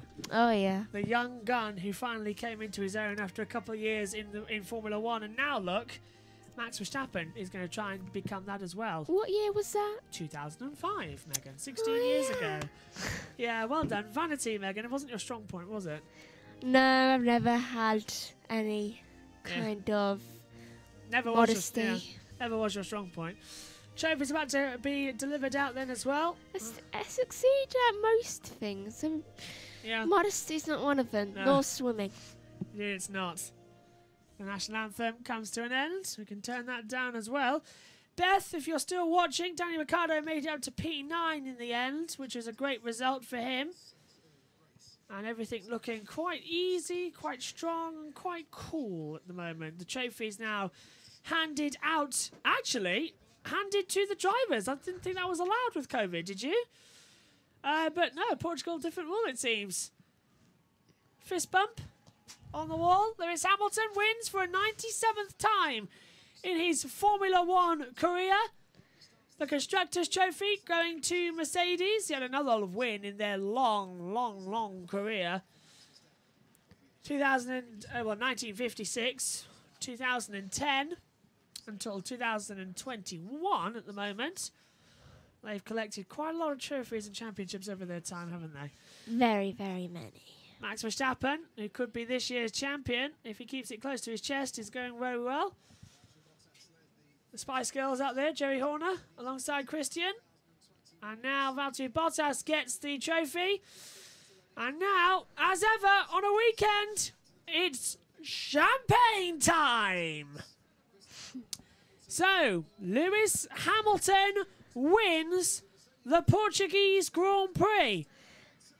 Though I think the constructor Of Mercedes, he wins the champagne bottle. Yeah, fantastic. He's squirting everybody, isn't he, with that champagne bottle? It was quick off a mark. He's enjoying every second of it as well. Valtteri Bottas being Finnish, of course. Every Finnish driver, first thing they do, they don't, look, there it is. Big gulp. Then spray. Salo, Hakkinen, Raikkonen, and now Bottas. They all do it. Just big gulps. They like to appreciate the fact that it's alcohol. Yes. And that they want to have at least a bit of it.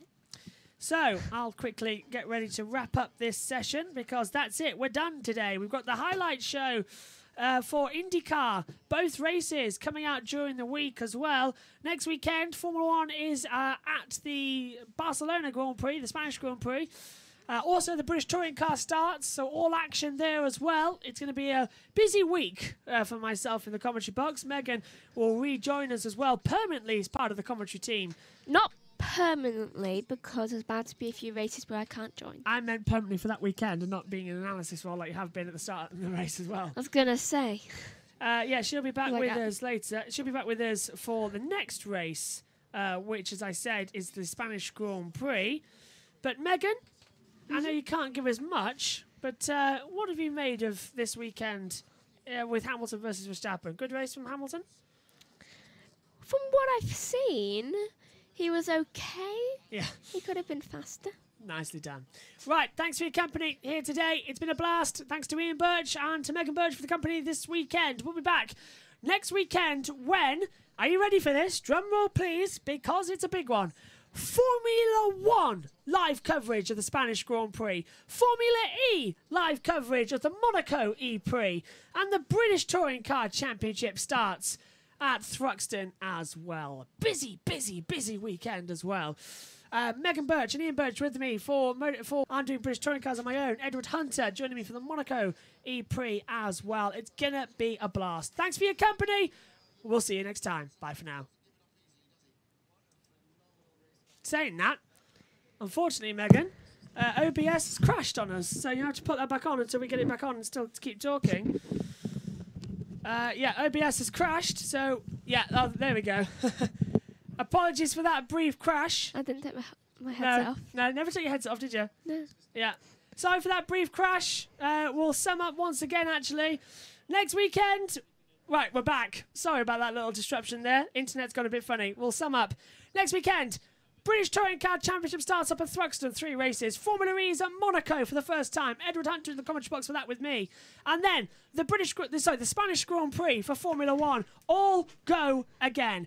Thanks for your company here tonight. It's been a blast. Lewis Hamilton makes it 2-1 for the here at Portugal. Going into the Spanish Grand Prix. Can Verstappen make it 2-2 on the track? He won his first race. Thanks for your company. See you next week. Bye for now.